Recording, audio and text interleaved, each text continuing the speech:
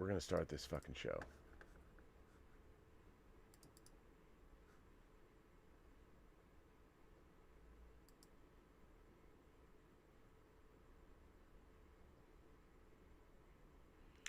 This is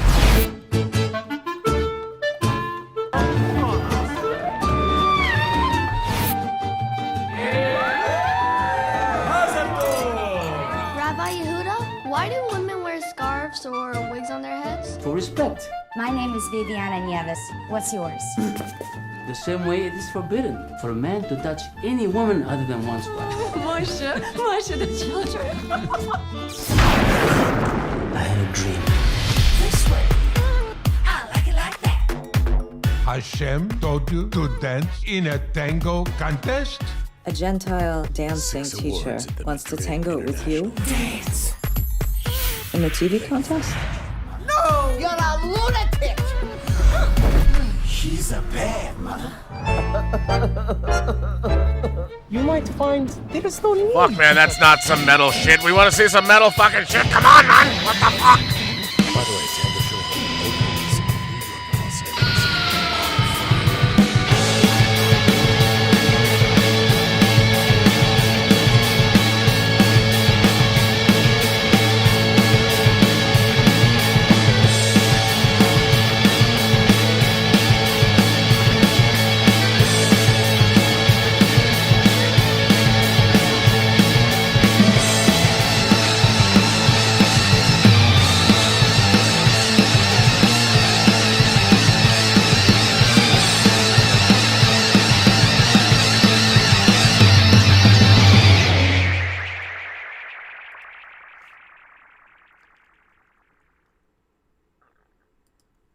God damn, I have missed you, goof people. What is up, Tom Jr. Jackson, for giving us that catchphrase? It is I, your Duke of Dope Discourse. I have been off the air for 8 days. And now, the Burnettwork is back. I want to give a big shout out to for doing her show PGS All Stars while I was gone. She recorded all that. Thanks to Tom Foley for Steve Foley. Tom? Did I say Tom Foley? I said Tom Jr. Jackson. Steve Foley for editing the shows. It was great to have you guys there when I wasn't. I'm back. And you know who else is back? Give it up for fucking Dave Metal Parker. Dave! Dave, are you feeling fucking metal tonight, bro? Can you dig it? There ain't but 20,000 police in the whole town. Can you dig it? Now look what we have before us. We have the Sorensens sitting next to the Jones Street Boys. We've got the Moon Runners right by the Van Cortlandt Rangers. Nobody is wasting nobody. And that is a miracle. And miracles was the way things was meant to be. That was Cyrus. Man. He's a whole lot of magic, yes. Dave. That was beautiful, man. I'm shedding a tear inside. Are you? Yeah. My God, Walter Hill is making a Western. Again. Oh, my God. All is right with the world, is it not? Absolutely. Anytime Walter Hill is behind the camera making a movie, for the most part, except for the last one, the assignment, it's a great thing. You know, it's a great thing. Look, I hope I can make a movie. I aspire to make a movie as bad as The Assignment someday. Dave, you know a movie I made is coming out on Friday in New York City and Los Angeles. Did you know that? Did you make it? You edited it. I produced it. You produced it. I post-supervised it. Visual effects supervisor, I heard, too, from a little birdie. And I'm the voice of Moses. I even act in it. But by the way, I think I think Gabriel Bologna, Dave, would tell you that I pretty much made the movie. Oh. No, he would tell you that. I'm not speaking out of turn. If Gabe's watching this, he'll come on the show. So being the voice of Moses, that you've led the audience to the promised land of the movie theater. I have, thank God. You know, and by the way, for any of you who live in New York or Los Angeles, please go in LA. It's playing at the Landmark on Pico, or at the Encino Landmark Theater. And in New York City, it is at the East Village Angelica. And it's also at the AMC 25, the second busiest movie theater in Los Angeles. Please go see my movie next weekend. I don't know what your program does, but it blows up my picture so much that I look very like stretched and bloated, and I don't look like this, guys. Really, it's You don't look stretched and bloated. What are you talking about? I think it does. I think it does a little bit. I'm looking, and I'm just vain. That's all. Anyway, Rob. So you probably think this show is about you. Well, if not, it should be. I know. It is. Rob, Dave, where you been? It's been so long. Well, The inquiring minds want to know. I have been in Portland directing a show. A friend of mine who I went to elementary school, junior high, and high school with is an emergency room doctor in Portland. He is also a former Special Forces, a Green Beret medic, 18 Delta. And he created a series. It's a class. It's a class he teaches, like a master class. Right. It's a lecture series called Tactical Casualty. It's his company's called Crisis Medicine, and the lecture series is called Tactical Casualty Care. And what it is about how to provide pre-hospital care in active violent events. So if you're caught in a school shooting or the Boston bombing or a chemical attack or something, this series teaches you everything you know to provide care to those who are wounded before they can get to a hospital. So you can save people if you come across people who are shot, who are affected by sarin gas. Actually, that was a new thing we did this week. Oh, wow. But so what he does is he lectures, and we shoot that in the way I designed. Like, I designed the whole thing. We shoot on a stage, a sound stage, and it's very theatrical, like a very theatrical thing. So it's not just him standing at a podium.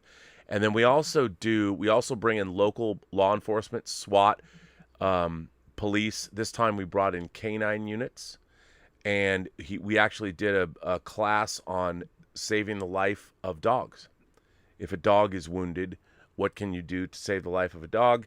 And we also did CBRM, chemical, biological, radiological, and nuclear weapons. And what's interesting is, so the class is an online class. You can buy the class if you go to Crisis Medicine. I'm very proud of it. The first one we did was back in 2017. It's a 50-hour course total. Then right before the pandemic started in February of 2020, February 1st, we shot 2 more classes. And then this week we did classes on CBRN, the chemical, biological, radiological, and nuclear, the canine course, and then we went back and revised the 2017 course with new information. So we're on set for 12 hours, and we're shooting his lecture, and then we also shoot scenarios where he takes you through, like he brought in another Special Forces officer who put on a chemical suit and show you how do you decontaminate someone who's wounded, somebody who might be an amputee or somebody who's been shot during a chemical attack. So it's pretty neat. I mean, I'm very proud of the work that we've done, and it's been watched all over the world. By the way, I also want to mention, Dave, that our movie Tango Shalom, the first country that Tango Shalom is going to be released in other than the United States, check this out, is Russia. Russia picked up the theatrical rights to Tango Shalom. It is being released in every Russian territory theatrically. As a matter of fact, I just got the list of the dialogue, of all the dialogue for the first theatrical trailer, so I'd approve it, and they would say yes. So they're going to translate that into Russian, and they're going to put the trailer in. So any of my brethren out there, brothers and sisters, anywhere in Russia, I would be most appreciative if you could get me a Tango Shalom poster in Russian. It's kind of like Thinking Russian in Firefox from 1982, but I want the poster in Cyrillic. Can you do that? Can anybody out there do it for me? Because I would love you if you did. What happens if it's Putin's favorite new movie? Bruh, you know what? I want Russian oligarchs to love the fuck out of Tango Shalom. I want to get a phone call going, Rob, your production and your editorial was masterful. I'm going to give you $100 billion as a film fund. What's the Russian rubles? Rubles, yes. You'll get 10 million rubles, which will be about $100 here. No. I need oligarchs need. Look, I've told people before. I'm like, why don't the Mexican drug cartels come to me to launder money? I'm gonna Ozark that shit, and we'll just make movies. We'll make movies. I want to use cartel money. I will launder your money for you. I'm not going to be. I will not, because I don't want to deal with their script notes. Well, that would be like, I'm only going to take cartel money if they just let us make what they make. You know, Yeah. and no, Oh, by the yeah, way, no 'cause- girlfriends, no cartel girlfriends, no. Because that always works, Rob. I mean, how many times have we been through this before? I mean, come What on. have you laundered money in films before, Dave? I mean, we did have the Russian mafia in Bulgaria. We did. Well, they were We not were Russian. shoot- They were they were the Mutra. They were the No, Mutra. They were the Bulgarian. We well, did we shoot were- on. we were- We we were did shoot shooting- on Mafia Land. We did. Yes, we shot on Mafia Land. That is true. We did that. By the way, for everyone watching, that is a true story. We did shoot on Mafia Land. Yeah, and boy, were they happy with us after we left that place. By the way, they were though, because we made multiple movies there. We didn't, but other people did. No. Yeah, it's Wrong just- Turn was shot there. No. Oh yeah, eventually Wrong Turn Yeah, was. come on, man. Right before us was The Messengers Part 2 with Norman Yeah. Reedus. That's right, Norman. And let me tell you something. I mean, there's something to be said. You know what's great about doing business with criminal enterprise? They do good business. They don't fuck you the way Hollywood does. Yes. I mean, when you're doing business with criminals, they do honest business. There you go. I'm just saying. I mean, you know, and They we won't- definitely, we definitely know about like dealing with criminals because we work in Hollywood. There's no net 90 when you're dealing with a cartel. No. They're like, yeah, we'll pay your invoice 90 days from today. No. They pay you right away, and they pay you in cash. Yes. I appreciate that. That's why I'm all about, please, cartels, give me money. We'll make great movies, and I'll make sure that your money is freshly laundered, and you'll get a great film on the back end. And he'll use a bounce dryer sheet so it smells good too. It's true. Because I learned everything I know about laundering movie from To Live and Die in L.A., which, by the way, is coming out in 4K from Kino Lorber. What? No, I know, That's dude. crazy. Dude, come on. Oh my In the heat of the day, God. every time you go away, I have to piece my life together, Dave. In the heat of the day. Every time, I mean, come on. Yeah. I don't know why I live alone here. I won't sing the whole song. Okay, good. I'll get demonetized. Because So, Dave, what's been going on? I've been gone for a week. Nothing's been happening. Luckily, in the environment and the milieu that we exist in, nothing happened this week. So you really didn't miss anything. Dun-na-na, dun-na-na, Oh, that thing? dun-na-na-na-na-na-na. Is it Mephisto? Who cares about Spider-Man? Dun-na-na. Oh, wait. The devil in disguise? Could it be? Is it One Fine Day turned into a movie, Dave? I haven't talked about this. I have not opined. My friend and compatriot John Campia went to. I was supposed to be at CinemaCon. I had to work. I mean, I was going, but he took the beautiful. But you were doing way more important work. I mean, let's say this. Yeah, your work will help save lives. That's true. John Campia will just save his pocketbook by Bruh, going to come on, man. Vegas. I want to see that Matrix Resurrections trailer. Really? Who? You know what? He brought up a good point, and He did. I didn't see the show. What did he say? who cares about I the care. Matrix 4 after the last two sequels? Who cares? You know what? This is a cash grab. This is a desperate plea from the Wachowski sisters, or the Wachowski sister at this point, who they've shit the bed on their fucking career right now, and they're desperately grasping onto something that will save their fucking career. I'm sorry. Okay, you know what I have to say to that? Here's what I have to say to that, Dave. I have to say this: Jupiter I have to say Ascending. this. No, I have to say this. You're going away. Let me just say, Dave Parker is not correct. The Wachowskis have always delivered fine entertainment, and you know what? I'm a fucking Jupiter Ascending apologist. I fucking love that shit. I saw that movie with my friends, Mary Forrest, Charlie de Lazarica, Cliff Stevenson, and we were there with the Wachowskis watching it. I listened to them bullshit and talk about, well, it wasn't very good. I was like, that shit fucking ruled. It was like a Disney princess movie in outer space. I loved it. So fuck you. Anyway, Dave, let me Can't hear me? let me What bring. do you- No, they can't. You were off the show. Oh, man. You were off. You're back now. How dare he? Where does he wield this power? Hey, wait. You want to see? Right here. Look at this. He's a mad god. I am a mad god. Phil Tippett rules. Look at this. Ha I'm back, baby. I'm back. I've been gone for so long. I forgot what it's like to be on YouTube. No, let me bring Dave back. It's our show. It's our show, Bear. That's right, Bear. It's your show, That's Bear. because it's your show, Bear. Do you think Darren Scott's watching? I don't know, but if he is, he will text me and let me know. I think our friend Jeffrey Reddick, who actually wants to be a guest next week. By the way, that guy might be watching. Can I talk about Jeffrey Reddick? That guy, I love that guy.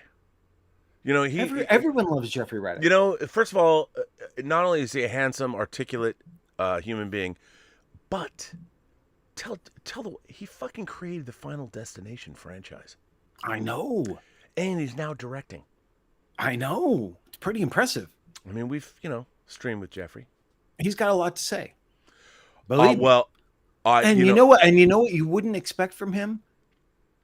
What a huge metalhead he is.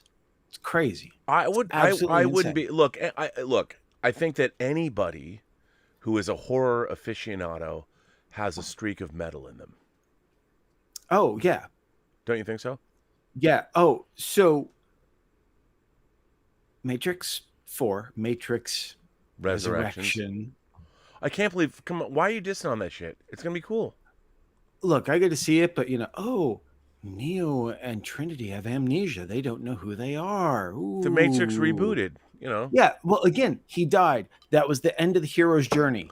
He died. Dave, what if it's cool? What if it's the creed of the Matrix movies? Well, I hope so. But the thing is that why are you dissing on it? I'm hoping. Are you a transphobe?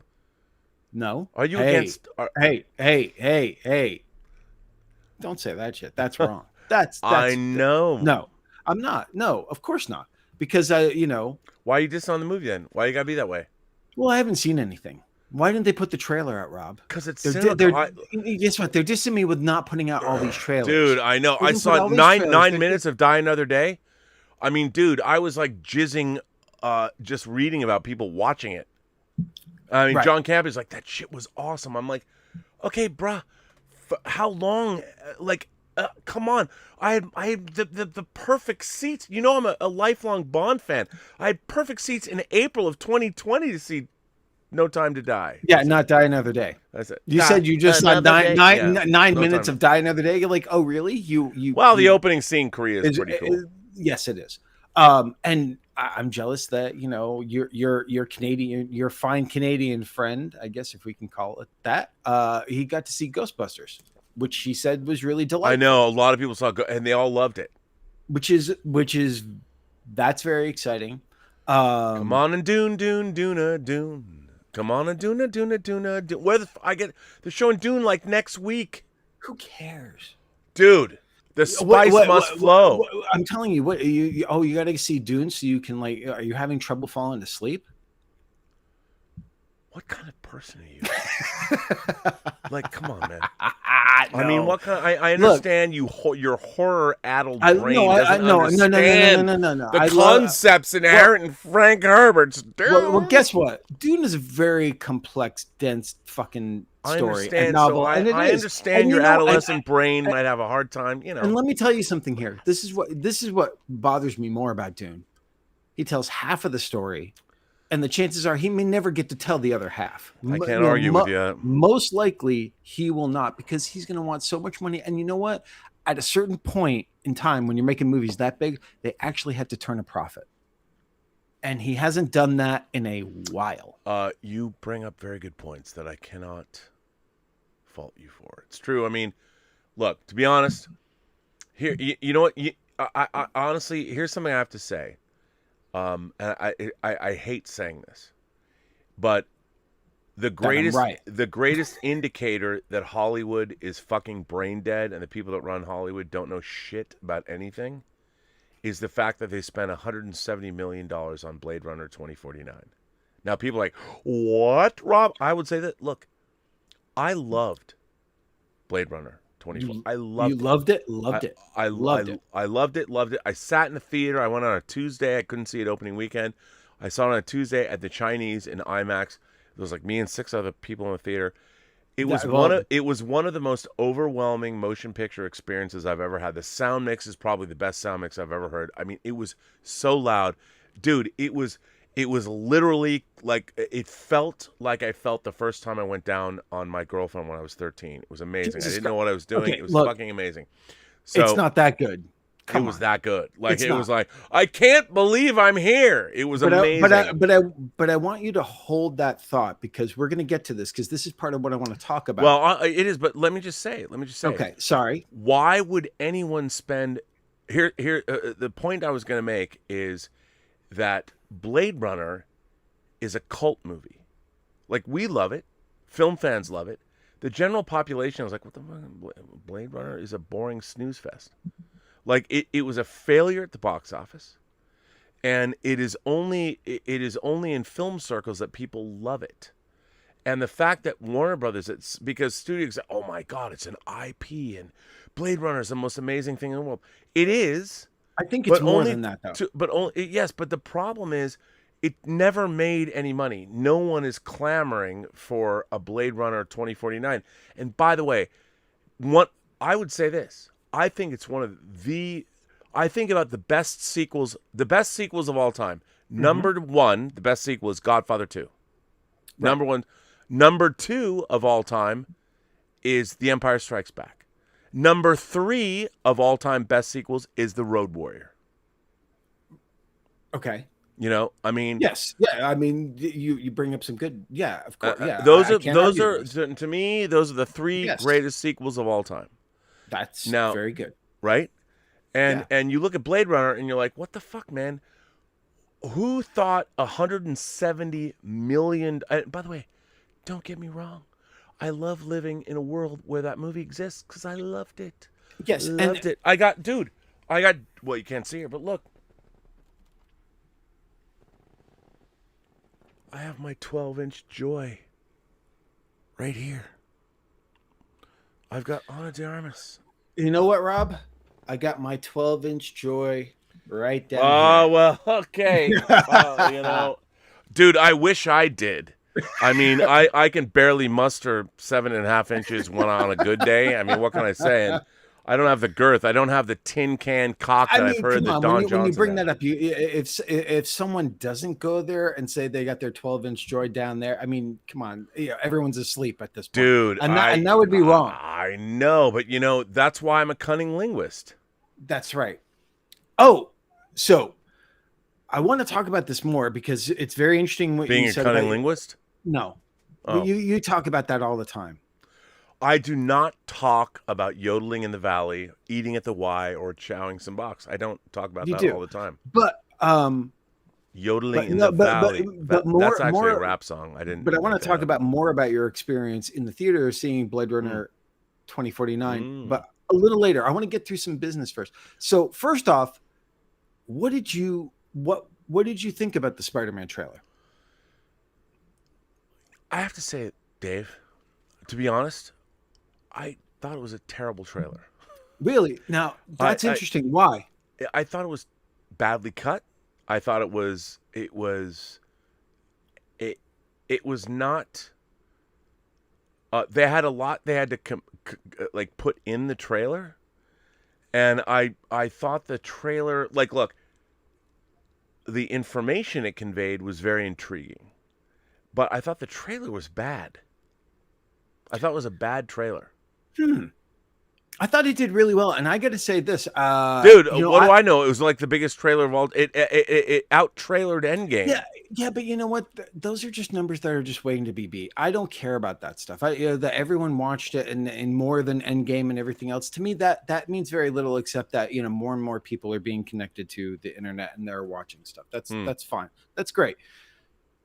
I liked it because they're unlike you, where because you're on John's show, you have to be very abreast of the things that are coming up and information and what people are talking about with movies. By the way, Dave, a lot of the time. I just want to say, Saber Wolf sends in a super chat and says, "I agree with Dave on the Matrix and the Dune takes." You know what I would say, Saber Wolf? Bless you. You know what? I'll leave it. I'll just leave that on there. By the way, the name Saber Wolf is fucking metal, dude. That's fucking that's metal shit. So Saber Wolf, they're fucking metal, dude. Yeah. But what I didn't know, what I was saying with you guys having to talk about on a daily basis and know a lot of this information, I knew that Alfred Molina was coming back. I knew that part. Yeah, it was reported. It was reported, and Jamie I knew Foxx was in and the I knew, news. but though we didn't see him, we saw hints of him. Yep. I didn't know about the Green Goblin. I didn't. And I thought that was very exciting. Well, you know, not me that too. and the thing is this, not that I even like this version of the Green Goblin. I kind of hate that suit. You know what? Although this is a great fucking 6-scale figure. No, I bet. Yeah, I'm sure. Really, but again, I'm not a fan of that interpretation. No, I agree. I grew up old school. But again, you know, William Dafoe wearing a rubber mask or something. Willem Dafoe. Sorry, Willem. Just want to be clear. Yes. But I like that. You know, what's interesting about it is more so hearing people's theories about things that were in the trailer. The whole Doctor Strange thing. It's like, well, he's acting a little more reckless than he would normally. Yeah, I don't think Doctor Strange would be like, Peter, let's change time. Yeah, but the weird thing is this. When they keep teasing and with Loki talking about what's his face being the villain. What's his Kang, thank you. Kang, Korg, whatever, you know. Korg's a different person. Yes, I know. Korg 20,000 BC, that was 70s Saturday morning TV. Korg way more interesting, by the way, as far as I'm concerned, than Kang was. But the thing is, to then what's going on with my hair, by the way? What is this? You got a whole Dan Haggerty, Grizzly Adams thing going on right now, dude. I can't even. I mean, I need. The only thing that's groomed on this body is my ball sack. Let me tell you. Not sponsored by Manscaped yet. So, I know we should be. I mean, and I've been a big proponent of that for 35 years. So there you go. That's fucking.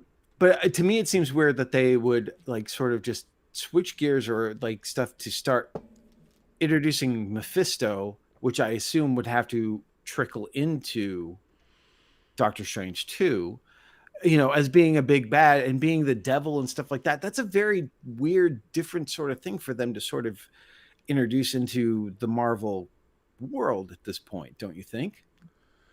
Well, you know, everyone thought that in WandaVision, Mephisto was going to be the villain. I would say this.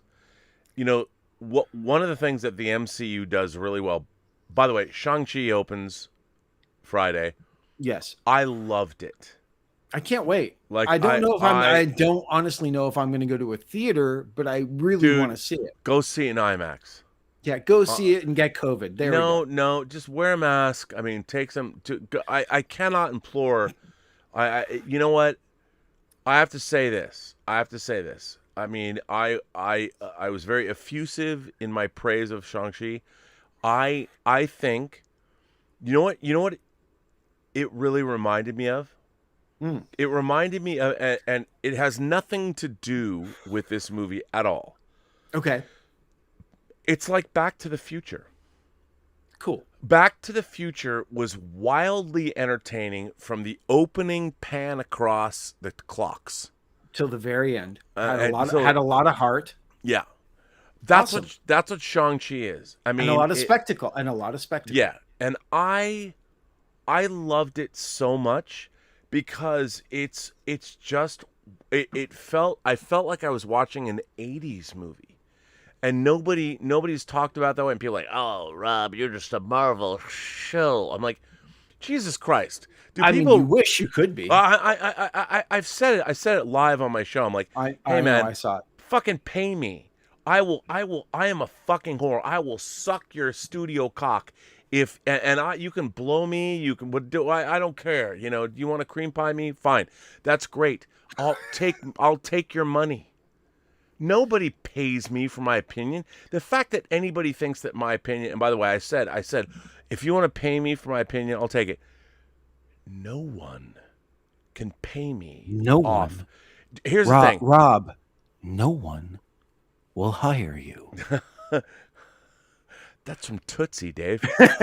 Very That's metal. my God. That's a Tootsie reference. That's how fucking metal this show is. It's a fucking Sydney. Tootsie. It's a Sydney Pollock. It's a Sydney Pollock quote. Dude, one of my favorite films of all time, nominated for Best Picture.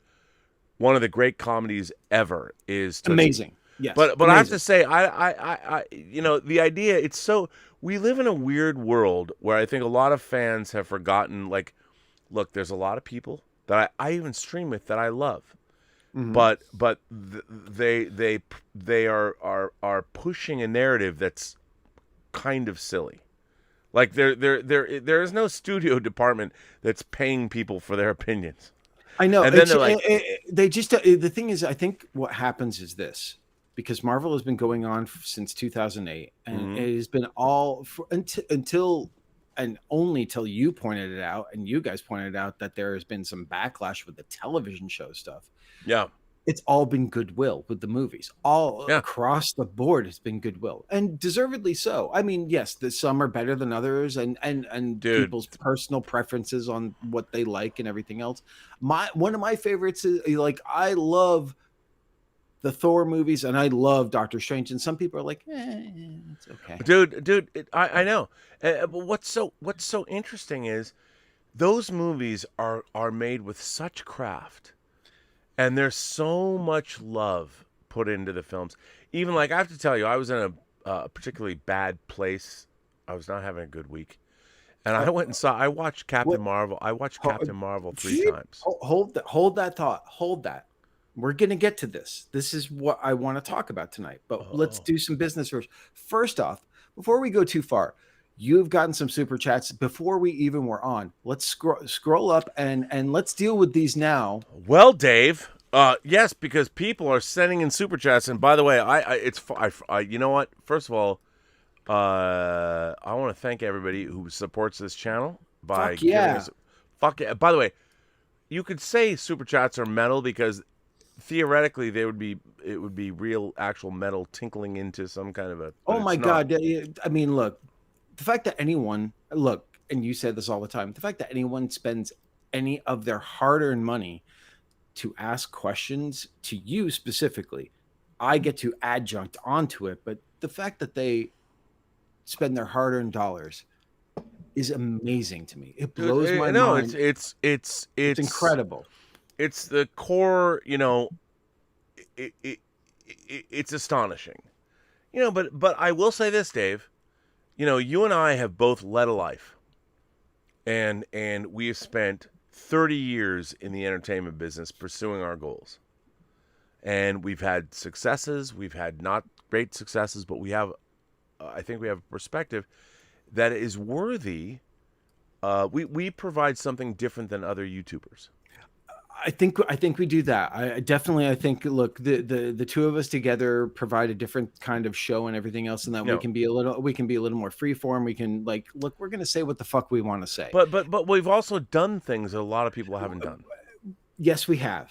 Yeah. It's all just like being a part of the show is very flattering. The fact of the matter is this: I would never go to a convention and charge someone for my autograph. That to me is such a foreign, weird concept. And and the thing is, it's not to take away from the people who do that and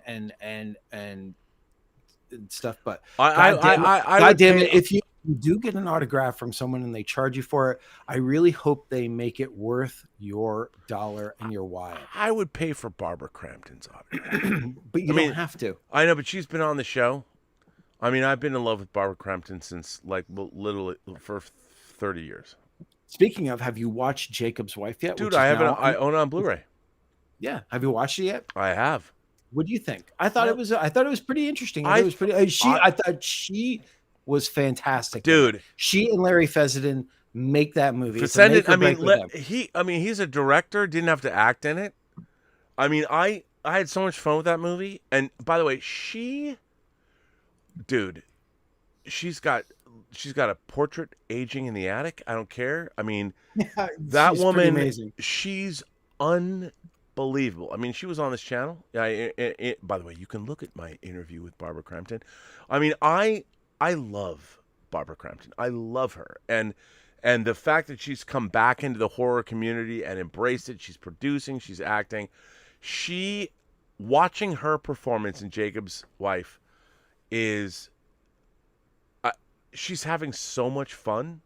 That's the part that I like the most about the movie, is seeing her have oh my really, God, a real arc, a real rounded role, and having so much fun. That part was awesome. And you know what's so funny? Just talking to her, she's so like grateful that the horror community exists and it has embraced her back. Like, It's funny. given her career a second life when she walked away. And she walked away to be a mom. Exactly. For like the best reason you could possibly walk away for. Oh, but before you get to the super chats, we got to get to those, Rob. I got to keep you honest on these things.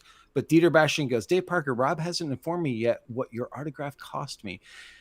Dieter, it cost you that Ragman Blu-ray, and I cannot wait to have that in my. By the way, can you just tell Dieter that we have not seen each other? No, we haven't. We literally have not seen each other. Rob is holding on to several important, valuable things of mine at this point. And by the way, please tell Dieter, my favorite German from Saarbrücken, Deutschland. By the way, Dieter got some great play when I was in Portland.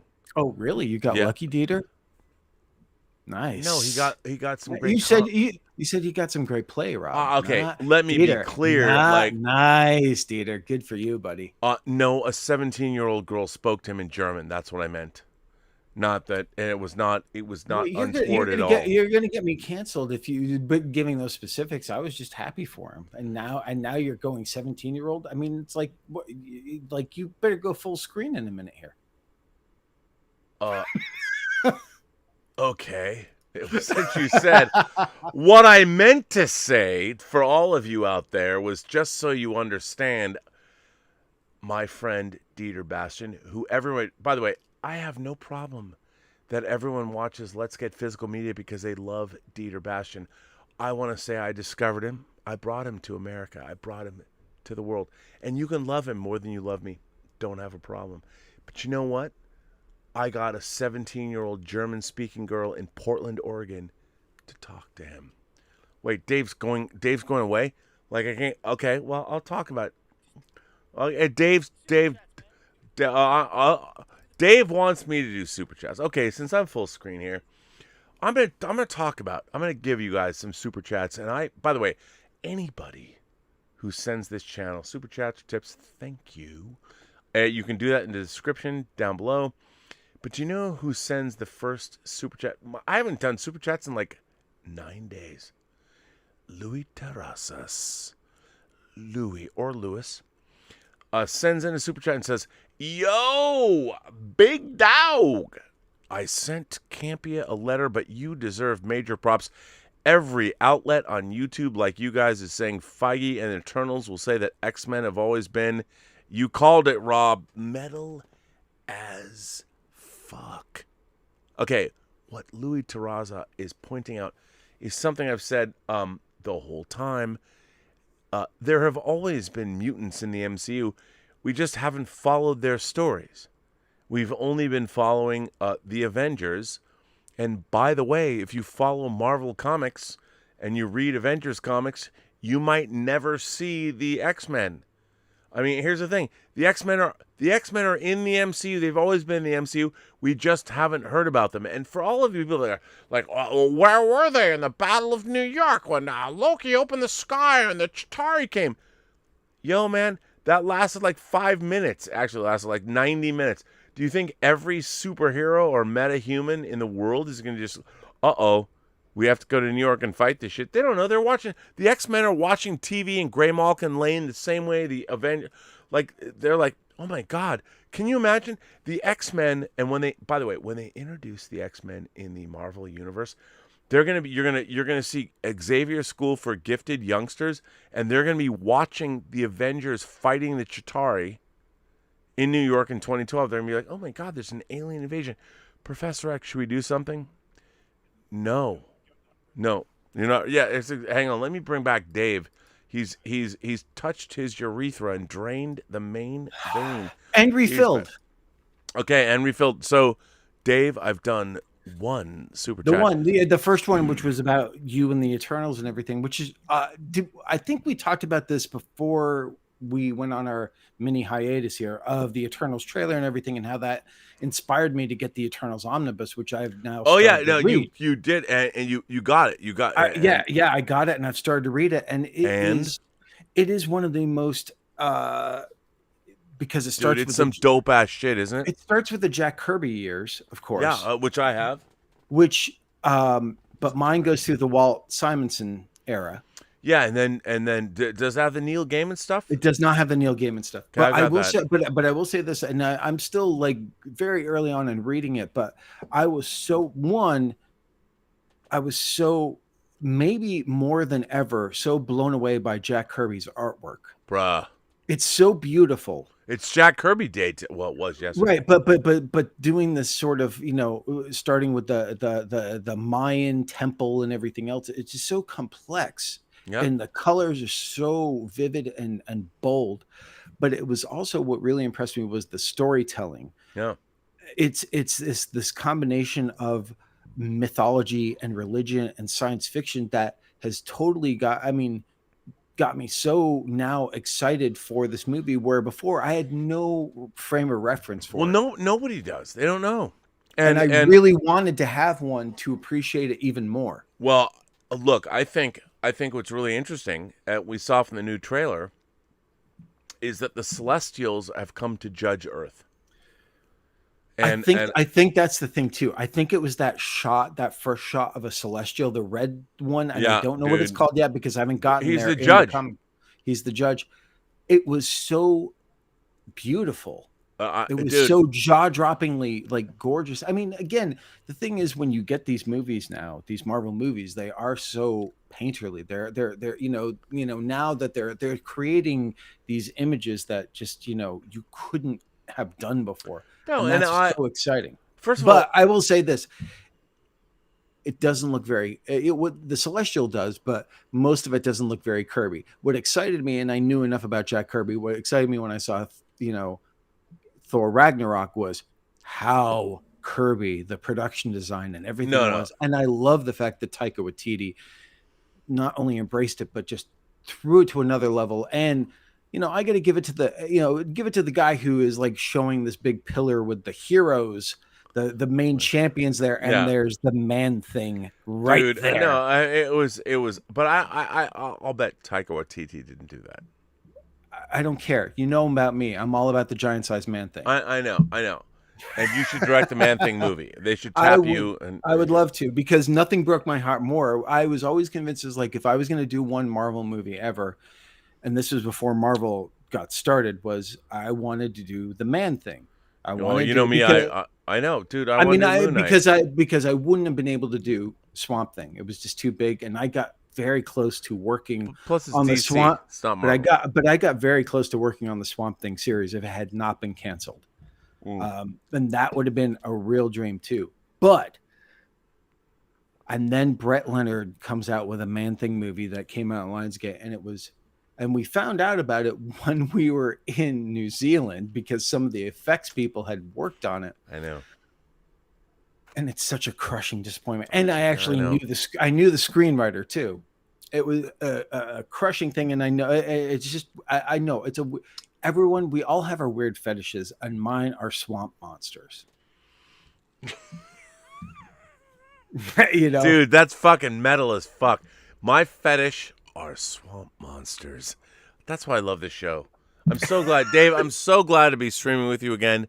My God, thank you so much. So much fun. What other? Yes. Well, I was just gonna say, unlike other YouTubers, I love our exuberance. I love our like even you're not going to quash my desire to see the Matrix Resurrections. You can't. No, and I would. And that's the thing. I would. And I will come out and I said, I fucking love Jupiter Ascending. Watch all the haters being like, fuck you, Rob. Hey, you know what? How Rob, do you like that? Even though I was bagging on the sequels, the section where Smith and Neo are fighting in the city, Superman 2 style. Bruh. I was like, Bruh. that was amazing to me. I loved that Dude, section come on, there's- so look. much. And the scores. What Don Davies did with the scores with Juno Reactor Oh, throughout bruh, all bruh, three movies bruh, are come on. fucking amazing. Come on. I mean, okay. Okay. They fuck you at the drive-thru. They know you're gonna be miles away before you know you get fucked. So here's the thing. The car chase sequence in Matrix Reloaded. Mona Lisa Overdrive, which, by the way, was the title of William Gibson's second book. Yes. After Neuromancer. I think it was his second book. It was it was Neuromancer, Mona Lisa Overdrive, and Count Zero. I think Mona Lisa Overdrive is a slang term for orgasm for a woman.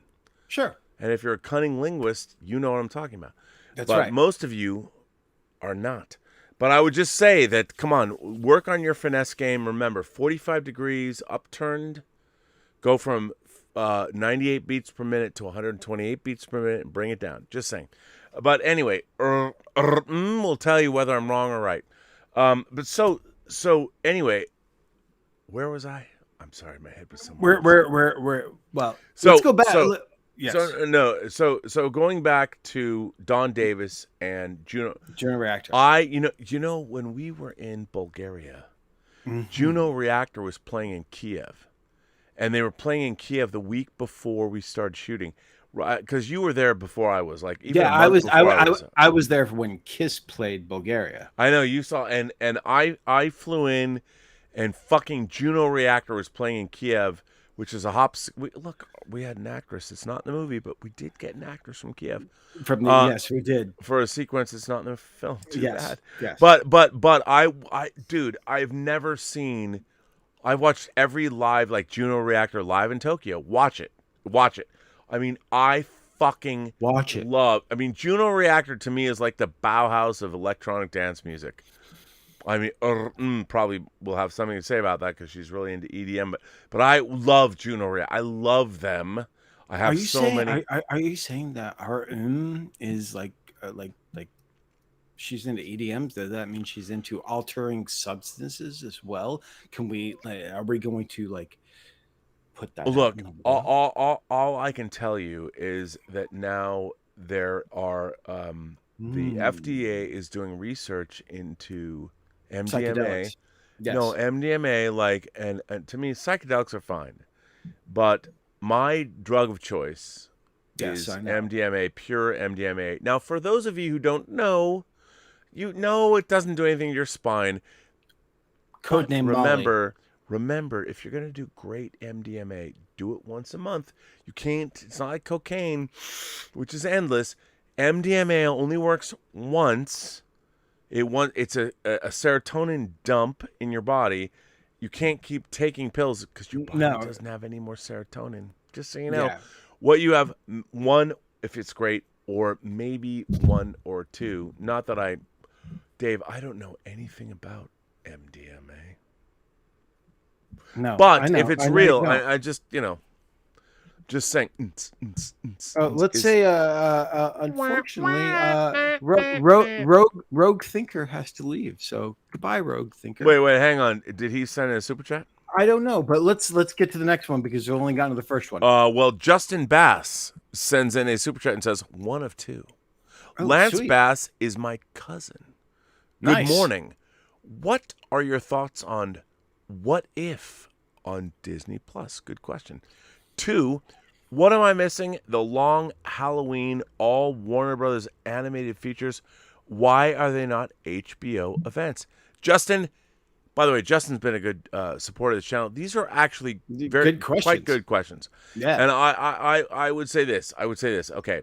For those of you who don't know, What If was a great Marvel comic that I particularly enjoyed. My favorite Always issue, fun. Yeah, my favorite issue of it was the Bill Sienkiewicz cover.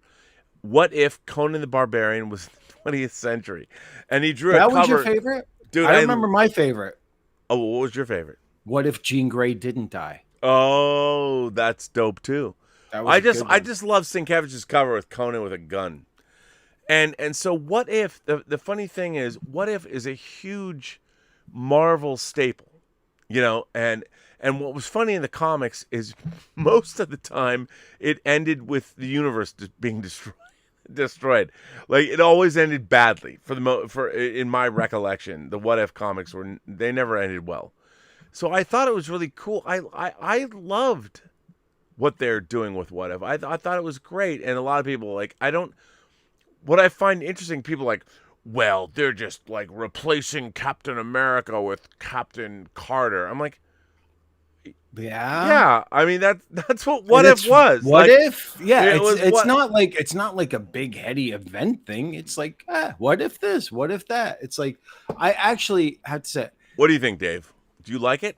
Well, I really like the animation, and I like a lot about it. But I have to say that I haven't actually watched a full episode yet. Wow, a gigantic spider is walking past my light. Well, at least okay. If it's gigantic, it's not a Black Widow, so you're okay. No, it's a big spider. And but I appreciate that. But I'm more interested in his second part question.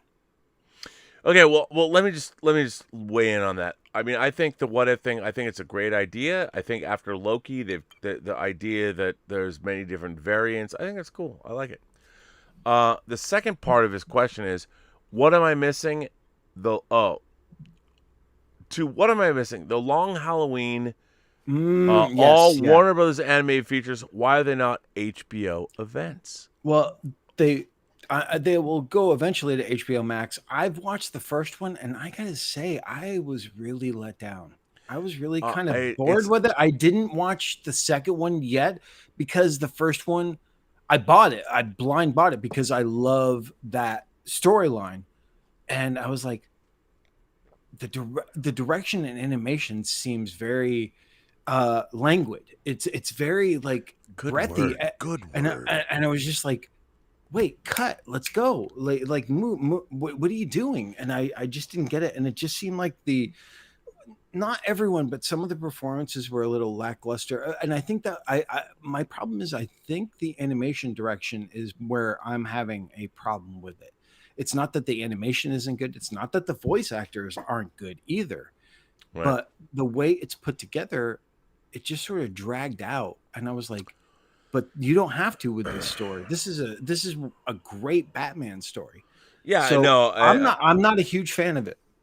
So you're not missing a lot right now where it's like, oh my God, I have to see it, because it's not as good as the comic. I couldn't agree with you more. I mean, I've got the Absolute edition right down there of Batman: The Long Halloween. I loved it. And the thing is, I love a lot of the DC animated films, and our composer Frederick Edman has scored, and another composer I've worked with, Christopher Drake. They've scored a lot of these animated DC films. Freddie's scores for a lot of those DC animated movies fucking kick ass. I mean, they're. And Christopher Drake did the Dark Knight Returns. Yeah, he did the score for that, which is amazing because he was really channeling Carpenter in a lot of ways. By the way, if I can use this, by the way, I'm going to be self-aggrandizing here, Dave. Go figure. And if you don't think I'm not self-aggrandizing, by the way, a movie I produced, edited, post-supervised, and VFX supervised, Tango Shalom, opens in NYC and Los Angeles on Friday. If you want to support your boy, Robert Meyer Burnett, mask up. Go in New York City to the Empire 25, the second busiest theater in the North American continent, or go to the East Village, the Angelica. Go see Tango Shalom. And by the way, not your typical bill of fare. If you wanted to ever see a indie Jewish spiritual quest family dance comedy fable, if that's something you wanted to see, and by the way, I would say to you, you probably didn't want to see it, but I would say you just didn't know you wanted to see it. Support your boy RMB here, because my God, if our opening weekend, we're a small, low-budget indie, if you flock to the theaters in New York and Los Angeles and give us a great per-screen average, you could change my life. So, just think about this. Take your friends and family to a low-budget indie Jewish spiritual quest family dance comedy fable. Please, do it for me. Anyway, Dave, where were we? I was going to say you will get to do the Tango Shalom plug for until the home video release, and then I'm going to cut you off like Star Trek. Please do that. But I would say this. We go back to Lance's. What is he missing? You're really. I don't really think you're missing that much on this one. Yeah, I would say I think that the Warner Brothers animation is very hit and miss. Yeah, it is. It's very hit and miss. Probably my favorite is New Frontier. Dude, that's so good. By the way, so good. New Frontier is so good. And I thought the Wonder Woman one, and I love Flashpoint Paradox. I thought that was really good too. Yeah, that was really good. And our friend composer Freddie did the Flashpoint score. Yeah. So yeah, let's move on. Let's move on to the next one. Jeez, Dave. Look, 200 watts. 200 watt studio says I'm here for the physical media. Woot. There's no physical media here, bruh. Oh, I got some. Oh my! I'll jump. And by the way, 200 Watt Studio is one of the great supporters of the channel. So, I did not mean to dish you, sir. So I'm going to give you a little. I'm going to give you a little bit. So this week I got Sundown, the Vampire in Retreat. By the way, I ordered that shit. I haven't got it yet. I got that. Oh, and what else? That's Anthony Hickok. And I got Evil Dead Trap on Blu-ray. Is that a steelbook? No. Wow. It's not from Unearthed. I love Evil Dead Trap. And I don't know if I've shown this one or not, but I've had this for a little while. Dude, I haven't got mine. I got Blood for Dracula. Is that the 4K? Oh, that's the 4K, baby. Dude, so I have to say okay. I'm going to talk about this on Let's Get Physical Media tomorrow. Yes. But Severin dropped a fucking just nuclear bomb this week. What, that folk horror thing? Bro, come on.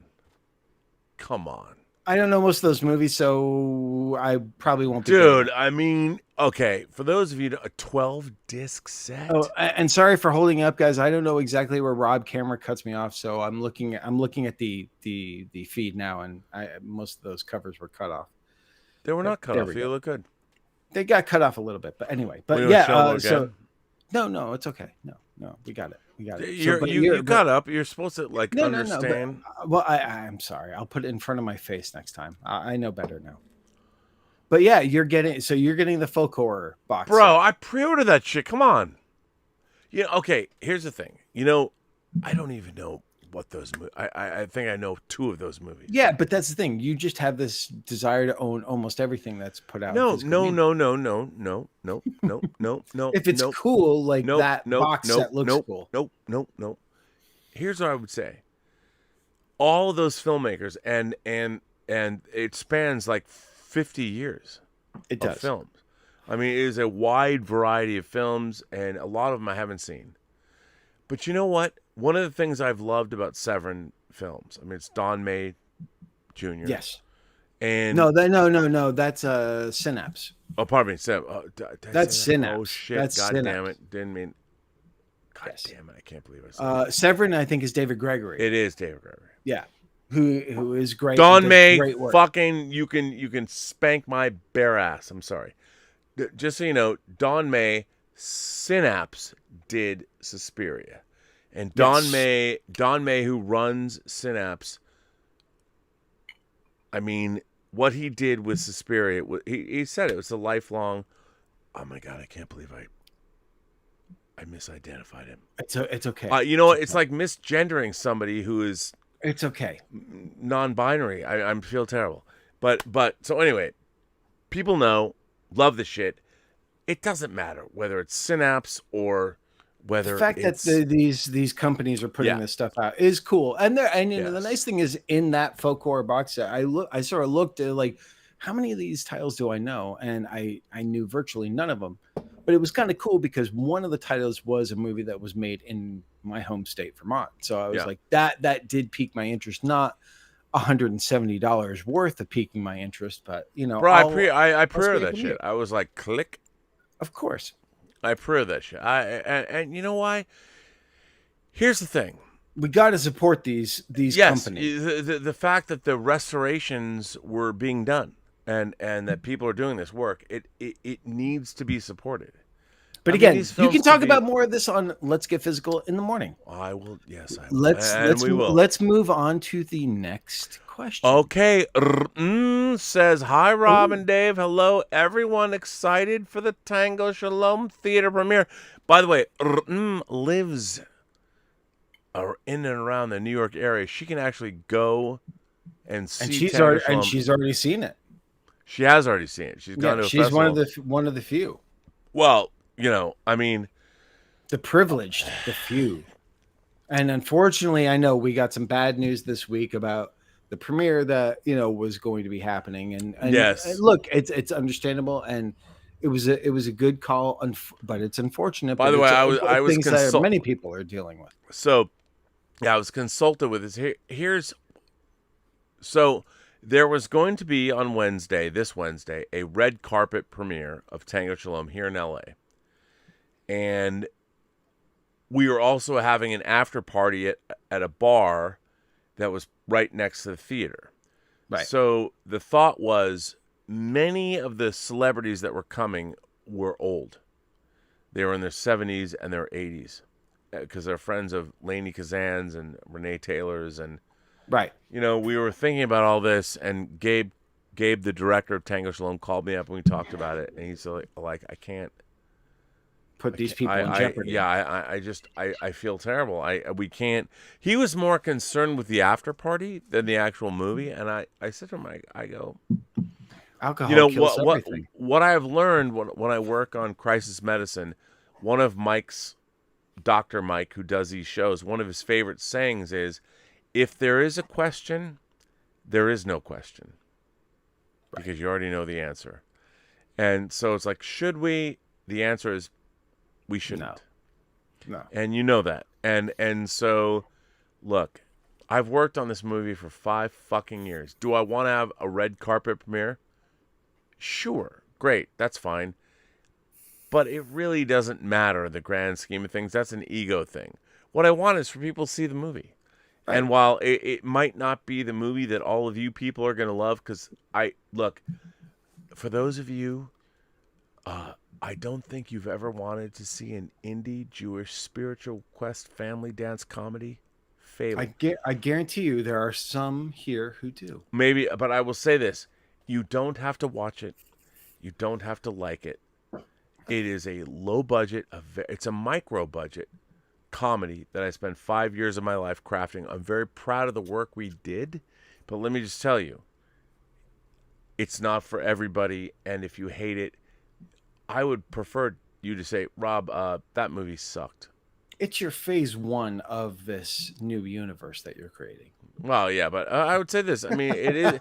No, it is what it is. I mean, and it was cobbled together. It's a very indie. You know what? To me, what Tango Shalom represents is the triumph of indie cinema.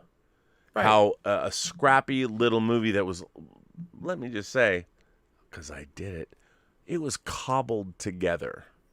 And the fact that it's coming out theatrically is the most epic win ever. So here's the funny thing. People are like, well, Rob, you've never made lots of money commercially. I'm like, no, I haven't. Because I've worked at the indie level. I've never I know. Why are you slumming it with us indie level people? Come on, man. Dude, I am an indie guy. And here's but the thing, you don't Dave. want to be like everyone. Nobody wants to be. We all want to. We want to be making that chatter. But you know what?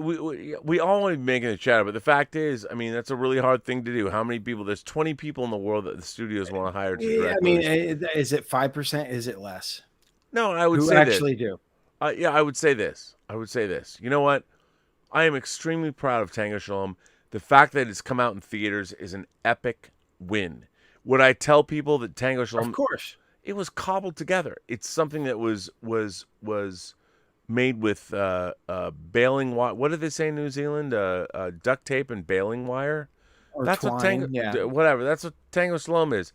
I'm extremely proud of it, but it's not fucking Endgame, and I understand that. And if it makes 10 cents, I'll be happy. But again, I keep deferring this. I keep pushing this off, but I want to talk about this once we get through some of these other super chats. Okay, hang and on. then, So then we can bring on the topic. So. Okay, Dave. Dos Gecko says, Rob, I've been waiting for your follow-up to Free Enterprise for years. Tango Shalom is close enough. Congrats, and I'll be buying a ticket opening day. Well, that goes perfectly. Well, with what you were just thank you, saying. Dos Gecko. Now, Justin Bass says, my aunt loved Dune, the book. She had the David Lynch VHS. I watched it 50 times trying to unsuccessfully understand. Well, Justin, you're not the only one. I would say I think Denis Villeneuve's book will be much or version of film will be much more easy to understand. I don't know. I got scared because I started watching that David Lynch Dune again recently, like when I need something to fall asleep to, and I started to actually get what the story was. It kind of scared me a little bit. It should scare you, especially if they get into Dune Messiah. No, it's certainly people like Dune's a white savior story. I'm like, fuck you, you non-reading the book motherfucker. You don't know what you're talking about, so fuck off. They're Just aliens. saying. They're aliens, man. They're not aliens. They're aliens. Clint Baker. Oh yeah. Sends in a super chat and says, "What are the 4th and 6th best sequels?" Well, Dave, Easy. Would, okay. Friday the 13th Part 4, the final chapter, and Jason Lives. Friday the 13th Part 6. Done. 4 and 6. Done. I would say Star Trek 4, The Voyage Home, and Star Trek 6, The Undiscovered Country. Because you had to say Star Trek. No, because very few franchises have gone to 6. By the way, let me just say. Trust me, Nightmare on Elm Street 6 and Nightmare 4 was the one that made the most money. Halloween 4 did really well. Halloween 4 has one of the great opening Halloween opening credits that really feels like Halloween. And Halloween 6 might be one of the worst. And I'm just going to go with horror. So yeah, it's like Friday the 13th trumps them with the 4th and the 6th one. Star Trek 4 trumps box office. Star Trek 6. Come on, dude. Come on. No, both are good. Both are good. You know, Yeah, it's why argue? Why argue? They're charming. I got box sets of They're both, charming bro. pictures. Yeah. They're charming pictures. They're charming photos. It's good. Clint Baker comes on to say, "I'm with Again. Rob." Yes, another super chat. Clint Baker says, "I'm with Rob. I don't get that excited about the Spider-Man trailer either. Are we just jaded?" Maybe you are. No, Because I'm not. Because you know what? I'm all about Doctor Strange in a fucking snow parka. Yeah, well, okay. Like, here's. Look, to me, I think it's ridiculous to be excited or jaded by a trailer. I'm like, whatever. And I love the fact that, you know, what I love about that trailer too is, like, you know, when Doc Ock finally arrives, the big Hello, finale Peter. of it. Hello, Peter. You know he's talking to Maguire. It's the worst kept secret. But I was like this. It's like, What? But I was like, what? I What are you was thinking- talking about? I was thinking in a what if world a little bit there and going, you know, Doc Ock at the end redeemed himself. What if Doc Ock was actually a hero in this new movie? Because he's smiling. Nothing gives you the sense that he is actually a villain in it. I know it's not going to happen, but I like the what if about it. Here's my thing. I was like, what I didn't like about the Spider-Man No Way Home trailer is they basically laid out what the movie's about. I don't think so. I don't think so. No, I think you think so. But but you know, if you read Reddit, but I don't. I know, because but you know what? Most people who go to the movies don't enjoy the movie for what it is. We probably shouldn't even have watched. I've enjoyed it. We probably shouldn't even have watched the trailer and just gone in as blind as you could possibly go. Dude, I think there should not be any trailers for these movies. I'm with you 100%. I just That's kind of silly. So anyway, we're not. By the way, Clint, we're not jaded I just think that, like, look, man, watch Shang-Chi. Shang-Chi is so good. And I've said it's so... And by the way, when I say it's so good, it's not going to, like, cure erectile dysfunction or cancer. It's a fucking movie, and it's supposed to entertain you for 2 hours. I will say this. Shang-Chi is wildly entertaining. And if you know anything about Hong Kong cinema, wuxia cinema, you'll like it. Probably even just a little, because what I'm getting a little bit from what I've seen from Shang-Chi is that you're getting different styles of the history of movie martial arts. Yes, throughout it, where you can go, oh, they're doing a nod to like Game of Death or Enter the Dragon, and they're doing this and that, and they're doing, oh, the Bride with White Hair is this sequence, or this is Crouching Tiger, Hidden Dragon section, or something.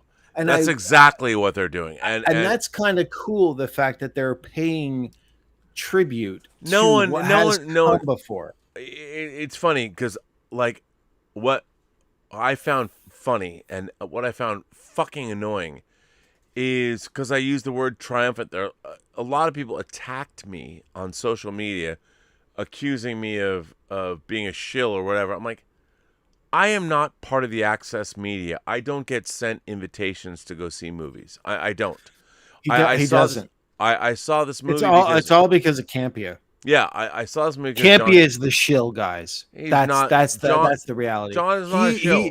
He's the one who gets all the kickbacks, and they send him the sweatshirts and everything else. No. And he wears them proudly. He's wearing the Batman sweatshirt because he got paid. And he's going to go, Robert Pattinson's the greatest Batman that's ever been on film. Okay, hang on. I'm kidding, of course. Guys. I've never met the man. I have no fucking clue. There is no studio shill budget they're paying people. I mean, but I was, you know what? One, my opinion is not for sale. Fucking Shang-Chi. Shang-Chi is great. Well, your opinion is for sale. You've already established that. They just didn't pay you for this. Yeah, one. No one's paying me for it. I'm waiting. but like Shang-Chi is great. It opens in the same day as Tango Shalom. So go for a double feature. You know what? Pay for Tango Shalom and sneak into Shang-Chi. No. Just give us our weekend box office. But no, I would say Shang-Chi, I loved it. It was so much. Tango Shalom making $20 million opening weekend. Fuck, dude. Your whole life would change. I could buy a house. But rather than pay for the Rob Observatory. But you would just buy more Hot Toys. But that's the thing. If Rob had $20 million, it would be a bigger Observatory, but it would just be all spent on Hot Toys, guys. No. I would make a $15 million movie, and I'd carve out the last. Why would you make a $15 million movie? Why not make 3 $5 million movies? Like we've been talking about, Rob. Well, I'm Dave, so disappointed. Well, Dave, it's funny that you say that because there's a lot of machinations you have not. I know there's is there a lot of chatter around? I'll let's say that. Let's just leave it at this, Rob. I'll be ready. Well, you're part of the chatter, Dave. There we go. Let me just say. And how nice is that, guys? Look at this. I mean, Rob brings me on the show, so is a foot. A foot. Oh, little Sherlock. Well, let me just say, Dave, if somebody was trying to raise money for making let's say a slate of 4 indie films, and if I was doing that, the people that I would involve would be people that have made films. Well, that's really nice. I mean, I just fuck all the bullshit. That's very, very nice. You might have to relocate, though. That's very good. That's fine. I can do that easily. Have you heard about where we might have to relocate? I've always wanted to see Montana. No, it's not Montana. No, but is it Europe? I don't care. Do they let you do that? Let me. I hate it, but I love it. Illinois. Oh, that's fine. Yeah. On the Quad Cities, Mississippi River. That's great. Yeah. I have a great first AD that is in Illinois. Well, then that's anyway. Wait. We have tax. There's a lot happening. Let's move on. Hang on. Hang on. So Richard K sends in a super chat and says, Could we get a Jason Bourne James Bond crossover movie? Why? Well, I would say no. I'd rather have a Mission Impossible. The problem is they're both literary franchises. like the Bourne films and the Bond films are both literary franchises. I don't see. There's no way I could see them crossing over. That reminds me of someone that we knew who once made a fan film that had a Dark Knight, a Predator, and an alien who was so convinced that it was going to be made as a studio feature, and then yet we told him these are all different studios and franchises, and he told us we were all fucking stupid. But the movie's cool. I was on set, and I don't think it was it was fine. I have a special thanks. Yes, you do. You have a special Spanx. I was gonna cut that movie. I was too busy. I couldn't do that. Yes, you were. Yeah, I mean, Dave. Yes. What movie would that be? That would be Batman Dead End. And if you're really interested in it, you can probably find his documentary that he produced himself About himself. This director, Sandy. I'll say it's Sandy. You know, I Sandy give it Colera. I'm a fan. I'm a fan of Sandy Colera. I would be if he wasn't so combative and exacerbating to people that he comes in contact with, and will like argue everything. Well, I would say this. I mean, because I think, obviously I'm right all the time. Yeah, I know. Look, I like Sandy, and I like. I mean, you know, I like what he did. But he's a man of passion. You got to give him that. Yes, and I appreciate it. And you know what? By the way, he put his money where his mouth is. And he did it. Put all his money, and he did it. But it was more of the fact that he was not willing to like listen to reality, where it was like these are two different studios, several different properties that the lawyers would never. This was before Alien versus Predator even ever happened, and it was just like, I'm sorry, this is not going to happen. And you know, then he got really offended when I said that, you know, Ridley Scott called Alien a horror film, and he was very anti-horror. Yeah, I know. At that time. So whatever. But whatever. Anyway, we should get him on. We should get him on. I'll call. That'd be a very interesting. That'd be a really interesting conversation. Because I will say this: the man is incredibly talented. Yeah, he's very talented. He's very talented. I love that. Sandy Colera, he's metal. He's fucking metal. Hang on. I don't know if I have his phone number. Oh, he's gonna look now, guys. He's gonna look now.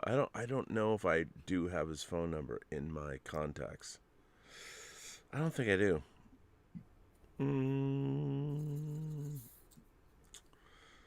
I'm sure you know. I do not. I'm sure you have a way to connect with him. Anyway. Yeah, I will. I'll connect with him. We'll do that. We'll bring him on. By the way, we have so many super chats and more people. Dave, amazing. They're firing. I haven't done a show in 8 days, and people are firing in super chats. They've missed you, dude. They've missed you so much. They've missed you too. It's all about it. It's your show, Rob. By the way, the Richard says, "Oh, loving having the band back together." Well, if the Richard, I mean, the Richard has been on this channel every single day for the last. Yeah, 8 days. you've held the pillars together, the pillars of hell, man. The pillar or heaven, either way. No, the pillars of hell. We're talking Big Trouble in China here, man. I know. That's what I'm saying. Richard, your knowledge of Master of the Universe and Bunions is daunting. Dude, is very daunting. I never would have known as much as you guys, but I did watch. I couldn't watch all of them because I was working like Rob, but I did watch. And RM, you were stellar at wrangling these two ruffians. Hey, look, man. It was an experiment. I don't know. I don't even know what it means. I mean, I have to look I thought back it was in. great. I thought it Okay, was well, there great. you go. I mean, it's good. And I've got Scott Richardson and Steve Foley who've done Star Trek shows. I'm gonna put those up. It'll be fun. You It's great. you can't say those two words together on the show. I can't say Star. What? No, no, no, no. I don't know. Oh my god. But Okay, hang on. Then the Richard K sends in a super chat and says, "John, I don't know who John is, but John, maybe you think I'm John. What are your thoughts on the Campio. show NCIS and has 17 seasons? Now it must be the longest running show and it's still awesome. Hey, I you know what, Richard? I would answer that. I think I think NCIS is great. I worked on a couple of seasons of that doing. By the way, Richard K sends in another super chat and says, I meant to say Rob. You know what's funny? Can I just say that? When I made Free Enterprise, everyone said I was Mark. And now that I do the show, people always call me John. So Oh my God! If they only Richard K, knew. it's all good. He couldn't be farther from a mark, if you could imagine. Well, yeah. But I worked on a couple seasons of CIS, not NCIS, but CIS. And I had CIS to is Cops in Space? yes, it was amazing how grounded they were.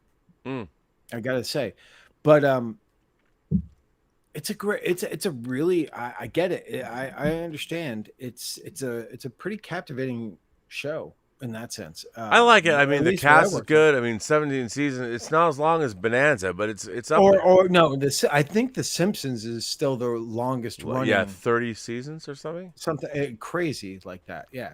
So Amazing. So Richard K, thank you for supporting the channel and asking your question. Mike Conrad says, great to have Midnight Metal return. Rob, you have to read the new Moon Knight series. It's dope as fuck. Also, Moon Knight Omnibus 2 out in March. You know what? Jesus, the first one is so expensive now I couldn't even get it. You know what's funny? You have two? I have it in a box. I haven't even opened it. Oh fuck. I should find it. Hang on, Dave. You know what's funny about you? I don't have a single Dave Parker frame, but you complained that you didn't look good. So no, just for a second. I'm gonna give Dave Parker the full frame treatment exactly the way. Dave, take it away, son. All Look right. at this. Look at this. Now I'm looking. you have it. Look at you're a full frame, dude. I'm full frame, full figured. Geez, guys, this is exciting as Rob goes looking for his bathroom and the Moon Knight Omnibus, the first one. Yeah, guys. What's up? And let's talk. I want to start talking about what we're talking about here, the Dark Knight of the Soul. And I made Rob spell night with a K because, to be honest, I was like, he's going to get more hits with a Batman reference than anything else. But, what I was thinking about with this is I think it's safe to say that all of us think about music and movies to really inspire us. And what I wanted to bring up is, those times that we're alone or feeling that we are definitely unmotivated, or we're just feeling like everything is going wrong, and somehow a movie or listening to music brings us out of this sort of pit and inspires us again. And sometimes it's a long time. Sometimes we have to find a new band to inspire us and bring us out of this. And what I wanted to talk with you guys and Rob is, what are those things? What are, sometimes they're movies or songs that are comfort food. And I gotta say, for me, because I'm a horror guy, a lot of the time I go back to the movies that I first discovered when I was starting to get into uh, movies and really directing. Now, the first movie that ever really inspired me to want to be a filmmaker was Creepshow. But a lot of the time, I'll go back to when I'm not feeling so great about things. I'll go back to a movie called Phantasm by Don Coscarelli because it was made with such innocence and so much passion by a young team of filmmakers, and they created something that I think was really original. You can argue like going, oh well, the little dwarf things look like Jawas and stuff like that, but for the most part, they were before Jawas. they were. But they came out in '79, so they technically weren't, Rob. But Yeah, but they were shot before Jawas. so to me, like that stuff really inspires me. Or when I discovered Kiss, and if I'm feeling low or uninspired, I'll go back and listen to this stuff. So, but then that's really loud, Rob. I by know. the way. I'm just. I found this box. I just wanted to I've never done. Hang on. I'll let an me, unboxing. let's. I mean, I've let you talk, so. Well, I was trying to finish the story. Okay, but go. That's You fine. no, you fish. Go ahead. No, so, Rob, Rob, you got the pressure on. So, but now it's like I got to say, doing this show has really inspired me, and trying to find new music, and we've been lucky that we have, gotten at least one person from a band on the show, and I'm working on more. But one that is actually really inspired me at this point. So, to me, it's like, and someone I just saw, Jared Leto's Big Boner, great name by the way. Does he have a big cock? I don't know. I don't know. He'd have to prove it, but he said Rob Halford is an inspiration, inspirational, and guess what? Rob Halford's 70th birthday this week. Dude, 70th for real? birthday. I mean, really? Yes. The metal god turned 70, and he And is still kicking ass. also a man who talk about woke. I mean, Oh a my man God. who pioneered something that I mean he has No, got wait, my but- utmost respect. Well, I mean that's the thing. The thing about Halford, like just read his. By the way, I'm still opening yes, this box. I know. Read Halford's autobiography, Confess, and it's fascinating, and it's like you just love the guy even more. Oh, Come there on, we dude. go. New Okay. Mutants omnibus. Ooh. Yeah, man. I mean, I got some cheap graphic novels. Look at that Bill Sienkiewicz Wow. cover. That's impressive. Yeah, it is. But that's not the only thing. When I go for the graphic novels, let me just say, If he's going to do an unboxing, he's going to unbox a big box. Look, man, I'm gonna go all in, and there are different. There's a sexier cover, but fuck yeah, dude, this is Bill Sienkiewicz's Moon Knight #1 cover on the Moon Knight omnibus. Yeah, Which has got a lot of Neil Adams art inside, right? no, dude, it was No, Bill it's Sienkiewicz. all the Sienkiewicz one? Okay. Everybody says Bill Sienkiewicz's earlier. He had an identity crisis about that because it was like he's Neil Adams. No, I'm just saying because I know Neil Adams drew Moon Knight for a while. No, he did not. I have Only no.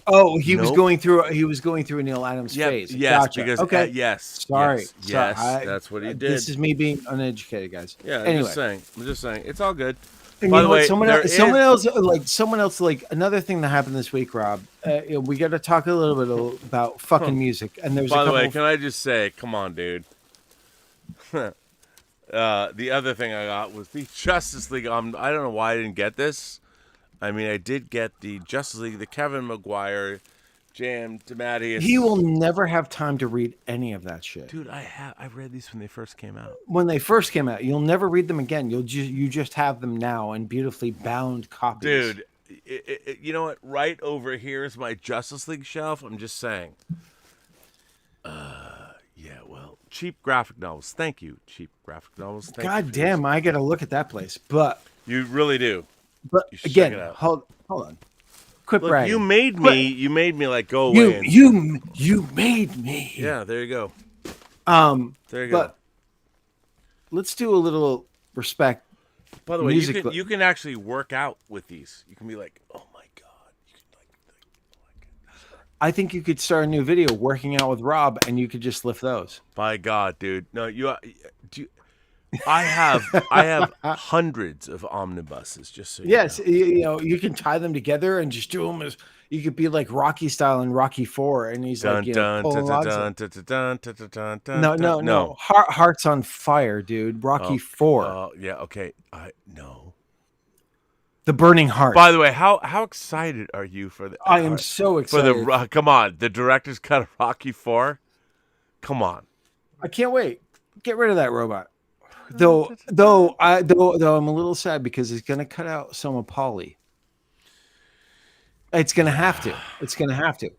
But before that, Rob, Dude, this this is fucking pretty dope. I know, but hold Sorry, on, Rob. I'm We're just- talking. all right. This is important. We lost a fucking legend this week. Charlie Watts. Oh, dude. Oh man. We lost Charlie Watts. I've seen the Rolling Stones twice live. I saw them once live. I saw them Steel Wheels tour. Oh, Yeah. Guns N' Roses opened for him at the Coliseum. But how? You know what? This is. You know what? Hang on. Amazing. Let me drop these. Let me just stop my comic book ridiculousness.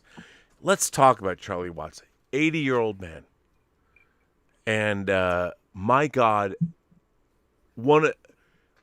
I saw the Stones twice. One of the great live performances. I mean, the Rolling Stones put on.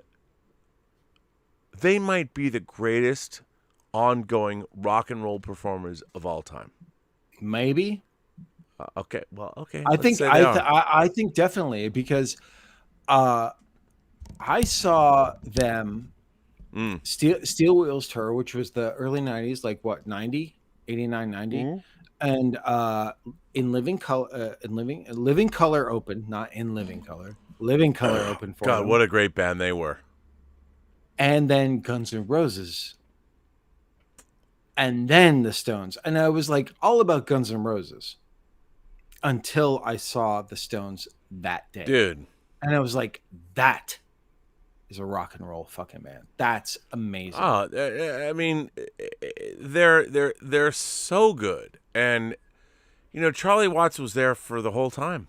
He was one of the originals. Yeah, it's Yeah, amazing. I mean, he It's was amazing. there. It's like most of the role. It's Mick, Keith, Charlie. Yeah. No, it's incredible. Look, it's amazing. Okay, here's what's insane. We're talking about the death of a drummer of a rock and roll band who was 80. I know.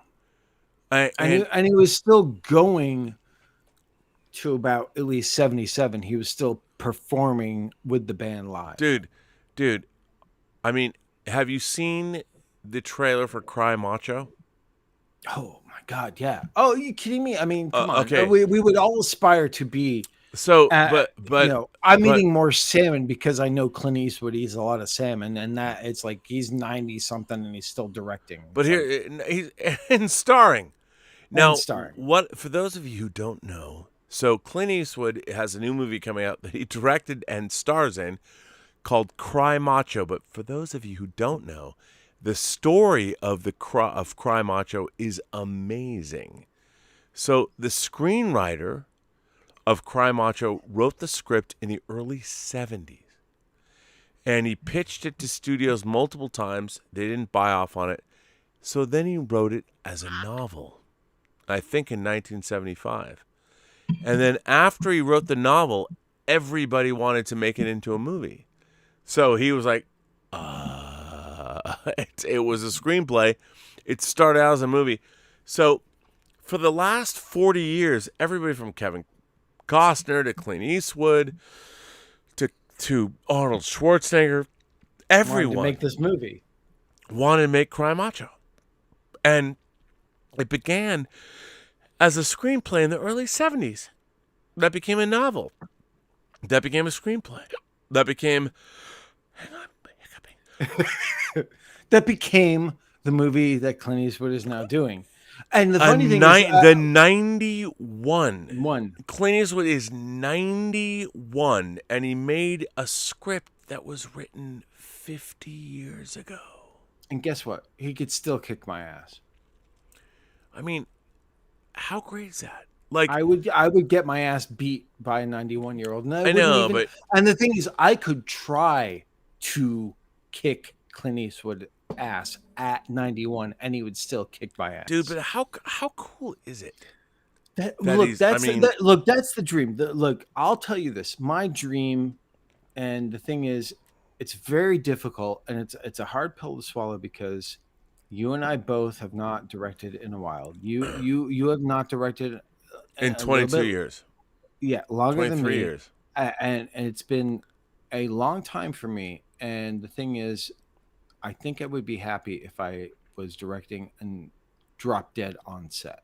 I think that. Oh, no, me too. I think that would be my happy place. By the way, Dave, the game is afoot. Just The so you game, know. so the game is afoot, which will be a topic someday. But have you, Rob? Speaking of Clint, have you ever seen the samurai interpretation of Unforgiven? You know what? For those of you who don't know, Unforgiven was remade in Japan as a samurai movie. And the answer to your question, Dave, is no, I have not. I have. And I've wanted to see it. Now Unforgiven. Neil Marshall has my fucking copy, my Blu-ray copy of it now. By the way, Neil Marshall just wrapped his new film. Congratulations, yes, still there. Neil. Congratulations, Neil. And to his Fucking lady. awesome. No, Yes. congratulations to both of you. Congratulations, but no, I Charlotte Kirk is her name. yes, well, Just so you know. Charlotte, I'm just Neil, congratulations to Yes. wrapping The Lair. Cheers. By the way, can I can't- say, cannot like, wait. she posted a picture of herself on social media with short hair. Oh, she looks fucking great. Can I say she looks terrific? Can't wait. to see She's the always movie. looked great. She's always. Looked great. I'm a huge Neil Marshall fan. I mean, I whether it's Centurion, whether it's Doomsday, whether it's The Dog Descent, Soldiers, dude, the The Descent. Descent, probably The with Descent. the one of the best horror movies, and from the time it came out, which was Oh, yeah, dude. 2005 Yeah, till no, now, I would say The Descent is one of the best horror films of the last 25 years. easily. I mean, it's so good.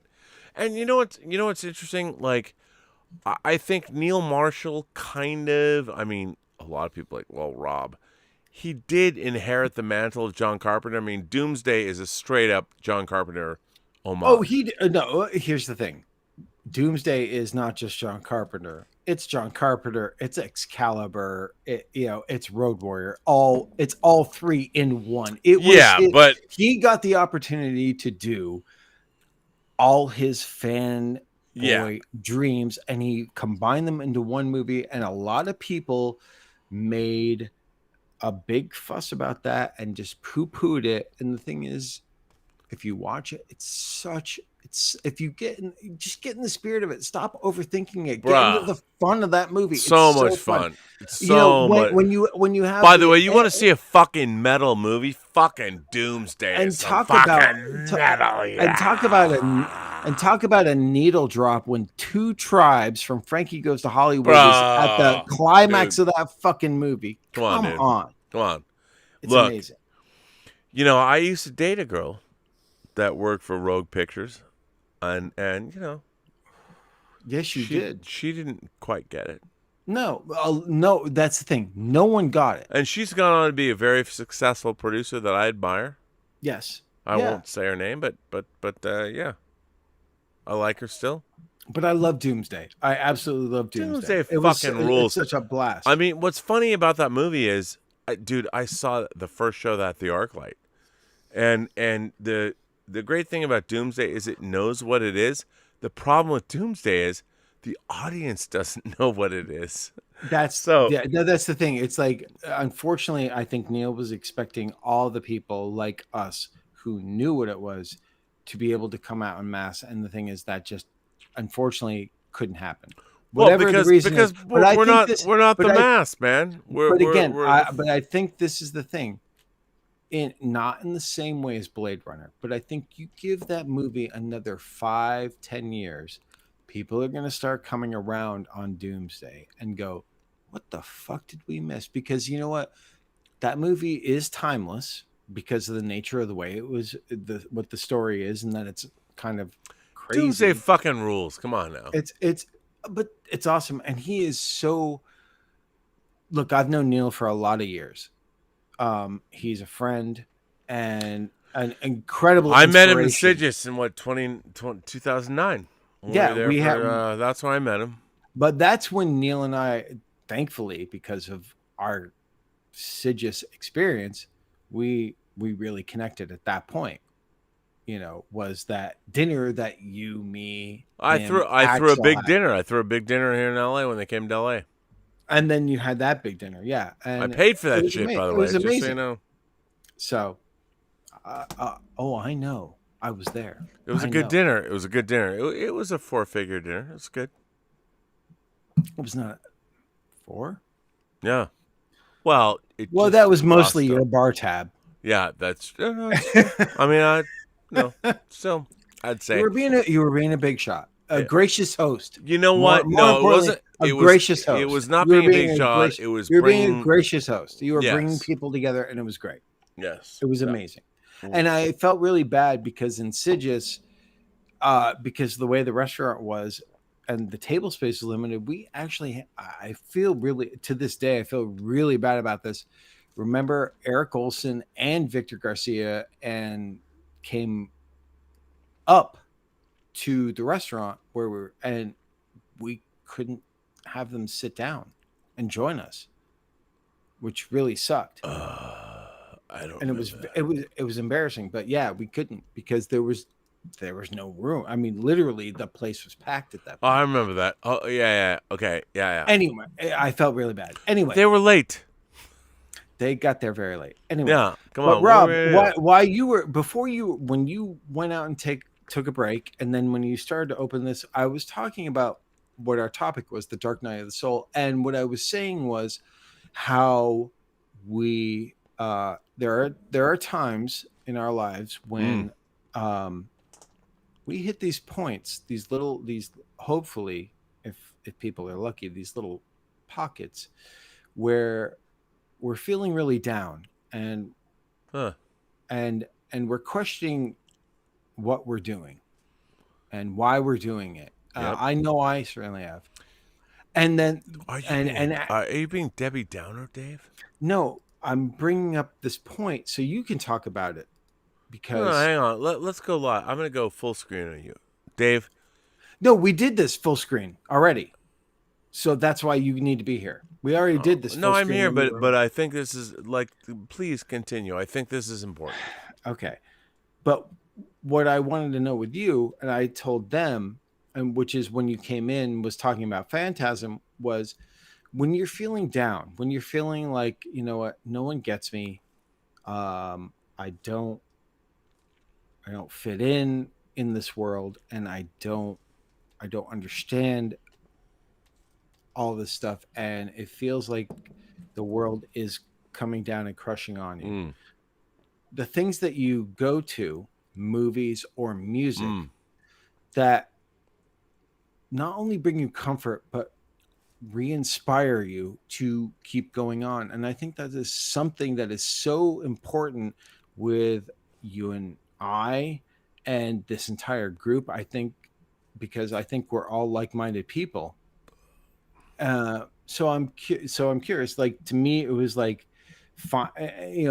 either going back to old music and movies that inspired me and got me into wanting to do all this stuff, which was initially Kiss and Creepshow and the movies of Romero and Carpenter.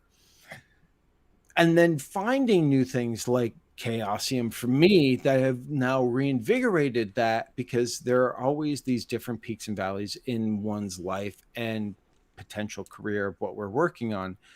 And I'm curious with you, have you had that? Because you're so steeped in fandom, you always are you're always the cheerleader and happy go lucky persona, at least online.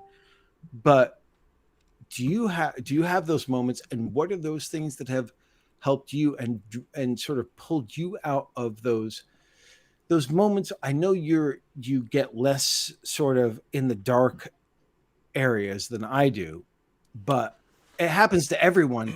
So what is it? And I will allow at this point, you can say the Star Trek word, if that is indeed the one. But I'm more curious about what the music that has helped you like reinvigorate, like recharged, and the movies that you go to that are comfort food, but also help, like go, yes, Wow. I can do this. I can still do this again. Well, first of all, Dave, I have to say that's an incredibly interesting, insightful question. I mean, what you're asking is it's an existential question about life itself, and I love that you asked that. I think that's, I mean, if there's nothing else we can talk about on Midnight Metal, that what you just said was exactly what the show's about. Like, people are always like, well, dude, what does Midnight Metal mean? I'm like, it's about existentialism in our own universe. Mm-hmm. What does it mean? And you just asked me a question that I would say, that's a very tough question to answer. And I will say this to you, like, we all think that we have a life goal. Like I think all of us think that, okay, we're going to go to school and then high school and college, and then we get out of college in between our 20s and 30s. We'll find out what we want to do and meet our mate and get married, and then we're going to have children and move on from there. Our children will grow up under our tutelage, and at 21 or 20, I was married, as you know, and I thought that I would have kids and do that thing. Right. And I love kids. I genuinely love kids. I love molding their minds. I mean, I was a kid younger. I was a babysitter, and I love kids. I never thought that I would be in a marriage with someone that didn't like kids.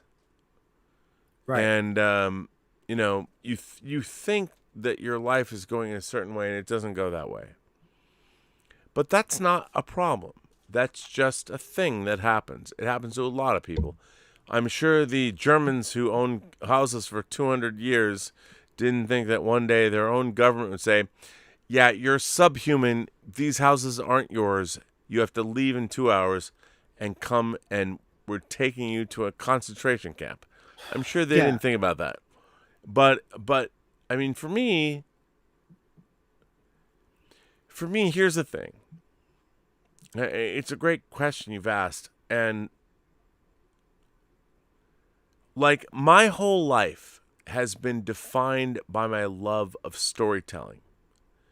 And whether it's, I think cinema is the greatest form of storytelling. Watching a film is the best form of storytelling. But I love books. I also love, when I was a kid, in elementary school, when Mrs. Walton would read a story to us, I'd love that too.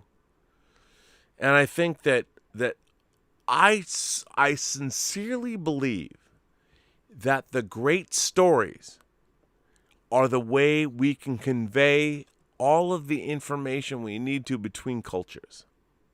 So I think that movies and television and all of those things are the most important things that we're doing for everybody around the world. Great stories presented well that's the end all be all, man. That's the thing that we all can do. If you make a great movie or a great TV show that has relevance, that's actually legitimate, not like the horrible fucking awfulness of modern Star Trek. I mean, if you can make a show that's so good that people around the world, doesn't matter what language they speak, if they love it, well, then you've won. And that's what we're all about. We want to make movies and TV shows that can be seen the world over, that everybody loves. Because storytelling, it's mythic.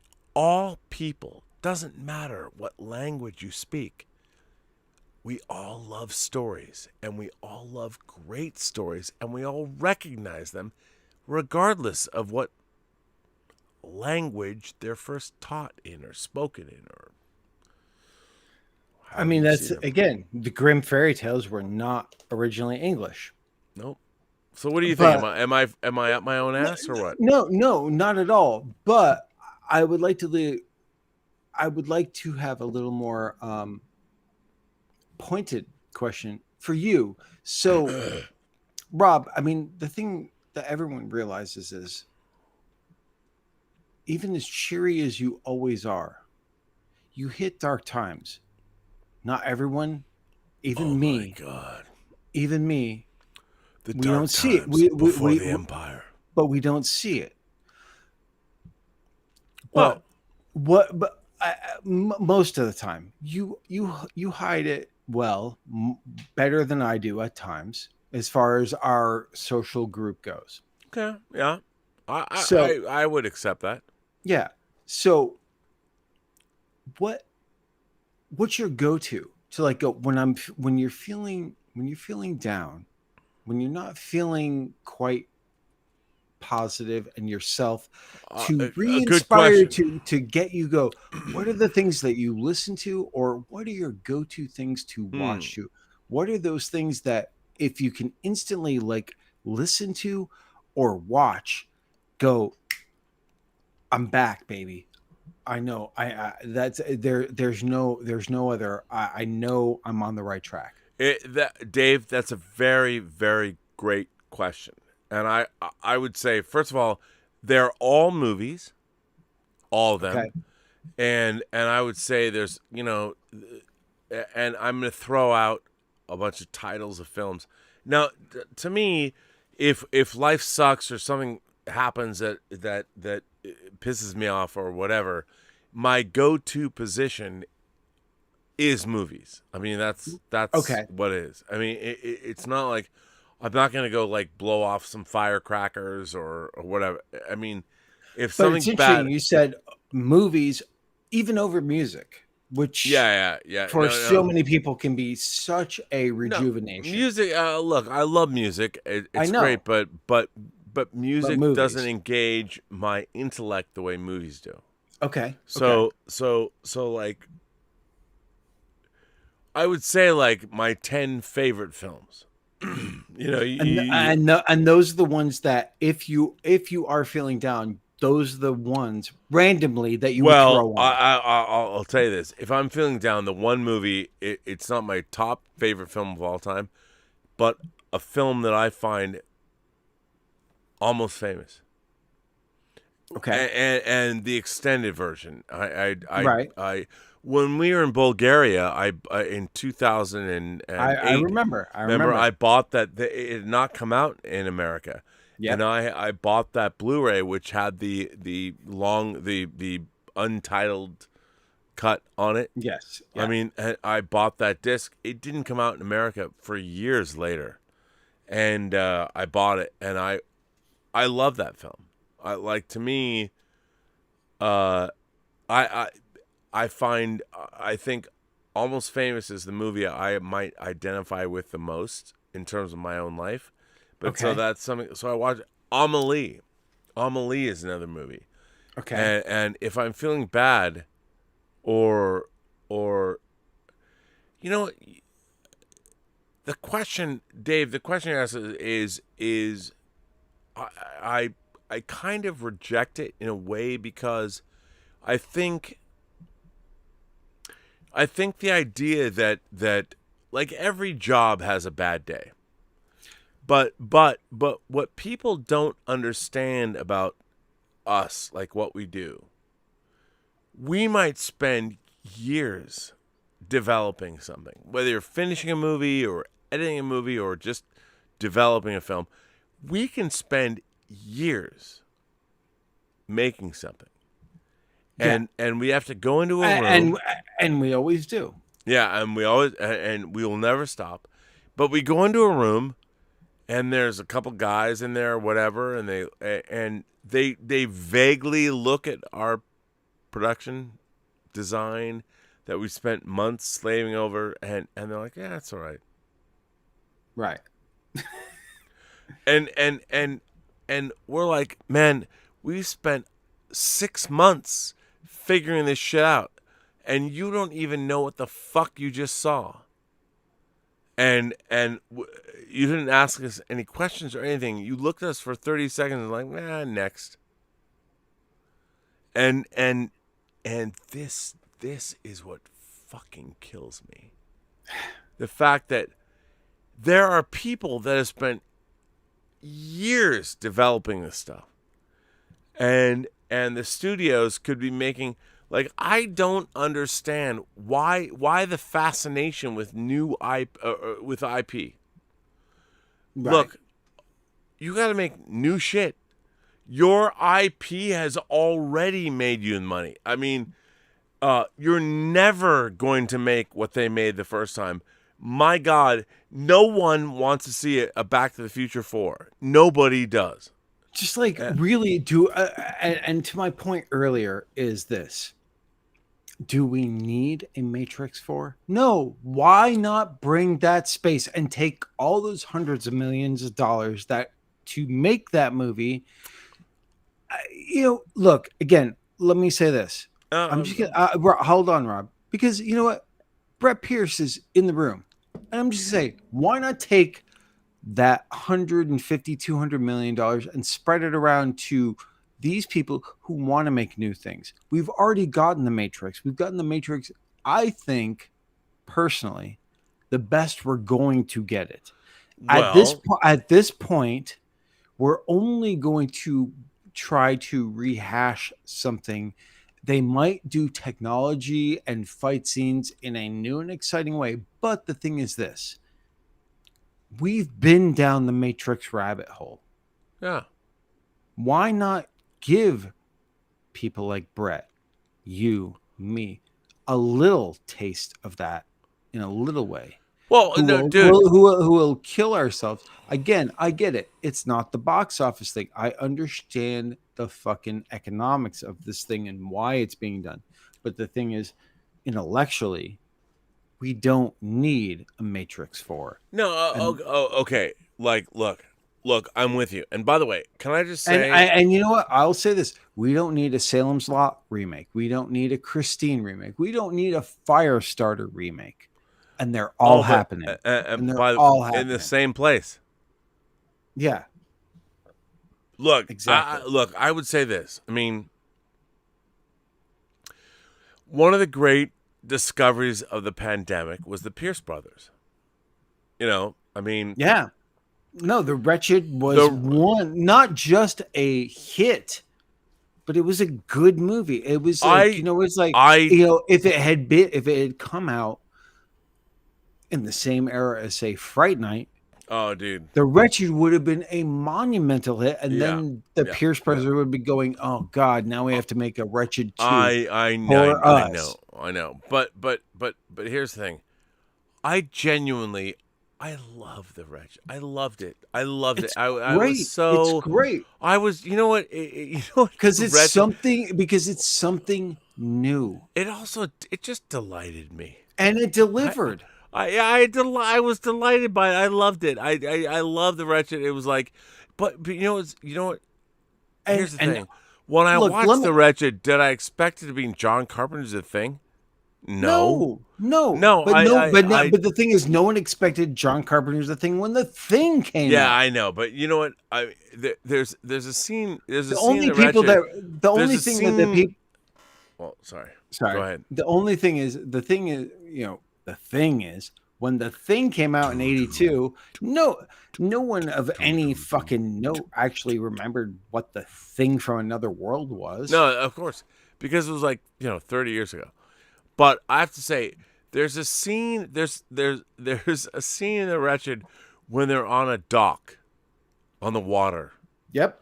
And I you know what I was like, all I could think about from a production standpoint, I was like, these motherfuckers were like, no, we're gonna go shoot on the docks. I'm like, fuck you guys. I love these guys. I was watching them going, oh my god, and I'm thinking about the UPM. I'm like, I can only imagine, like, okay, so yeah, but we but have that's to the thing. shoot on the docks of. But here's the thing: you have to disconnect yourself from that part of your brain because it's all about the storytelling. And my point is, Dude, this, I'm guys. good, man. No, and I'm not insulting you and where you're coming from. What I'm saying, No.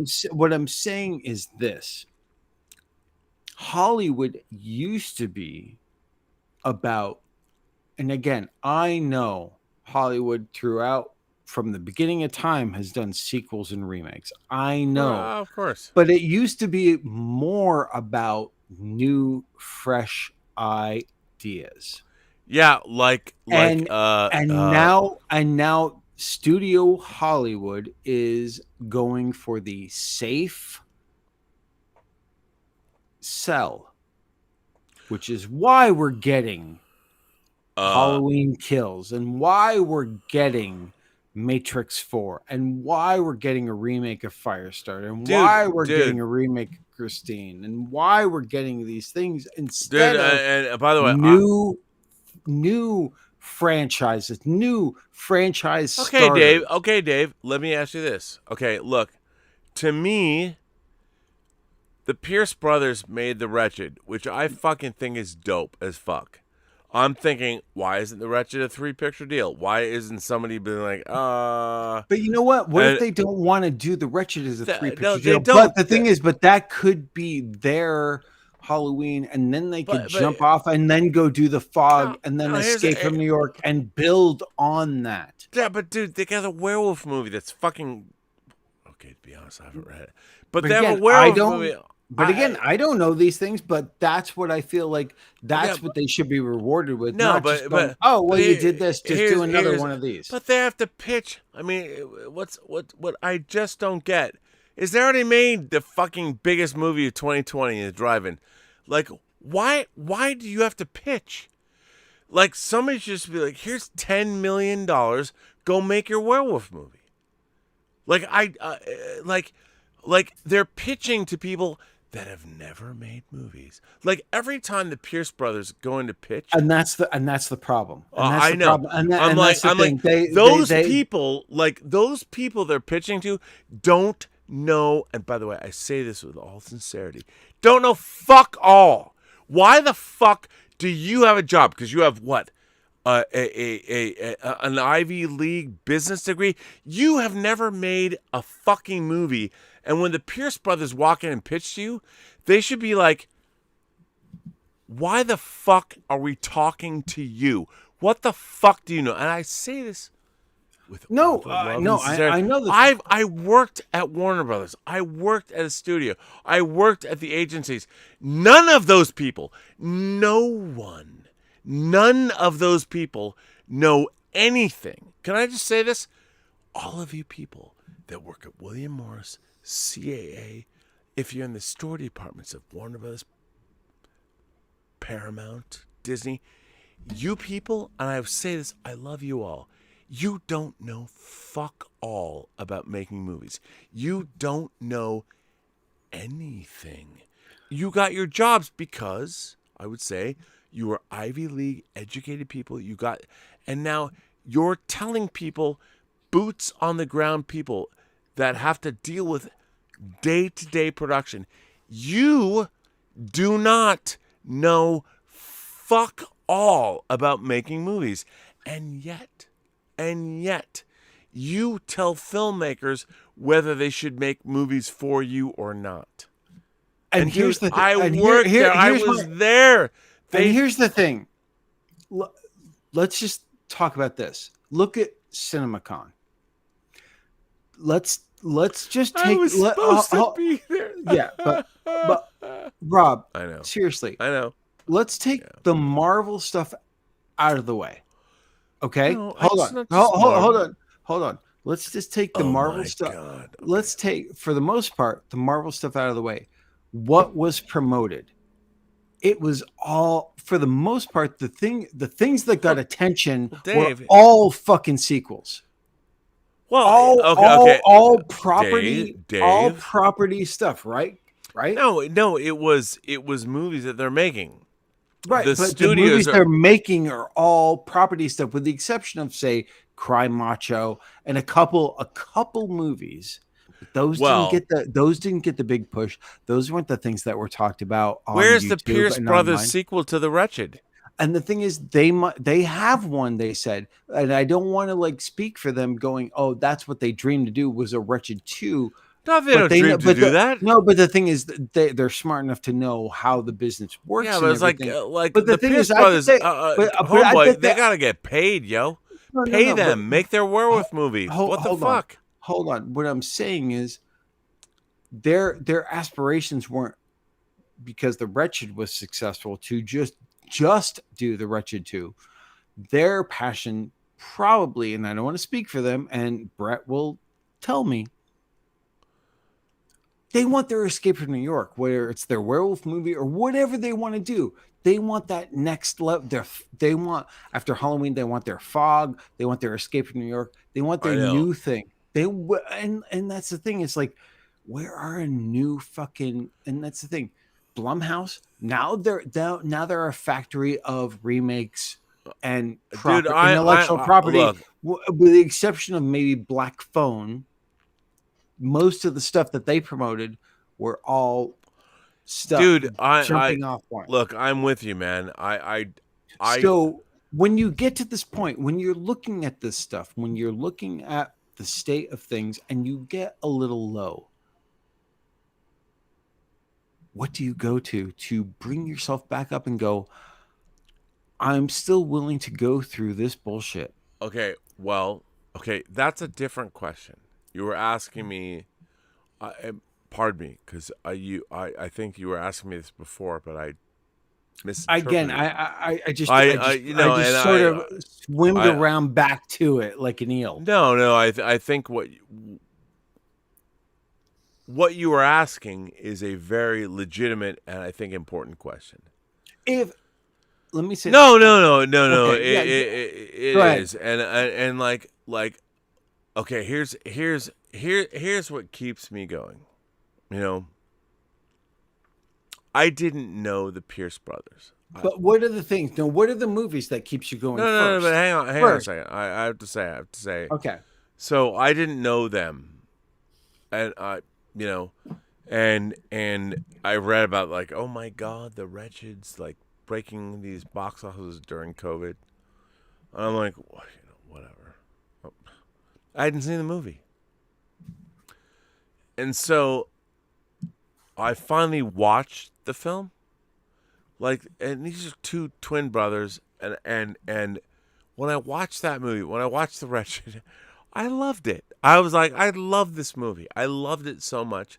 And I was like, I loved it because I understood how they made it. It was very, low budget or whatever, but it delivered. It was so well done, and it was so fun, and I loved it.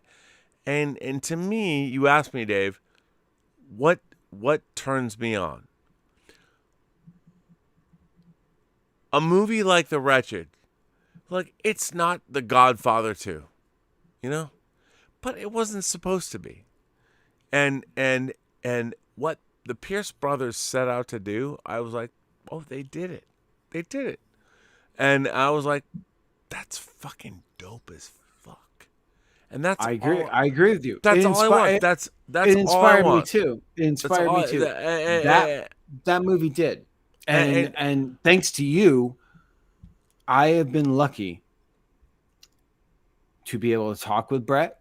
Yeah, It's all due to you. And the but thing it's is, not about me. You know what? It's about the community. they're so It's- talented. And the thing, No, well, it's about exactly, all- it is. And they're so talented. And you know what? I'm going to bring up another movie, a movie that inspired me during the pandemic that I found, that I watched, and then interacted with the filmmakers who are mainly commercial directors, but they got to do this movie. It's called Kin. It's basically a very, very, very stylistic laser blast kind of inspired movie. Laser blast. Wow, Dave. That With Dennis Wow. Quaid. Dennis Quaid is in it. But if you haven't seen Kin, and I looked at this movie, and it's a small movie, and it didn't do well.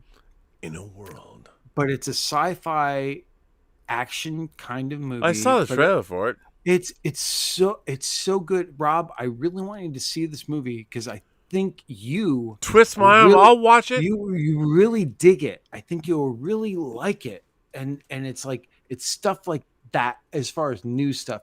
I always like when I'm down, I always go to old stuff, which is why I brought up Phantasm, and then Kiss as far as musically goes and stuff. Stuff that has and Twisted Sister and stuff that speaks to me, and then just internally gets me pumped up again. Yeah, no, like keep going. And the thing is that I think that's what we're all. I think so many of us are looking for that. Well, I mean, yeah, I mean. Yes, and I would say this. I mean, people don't quite get this.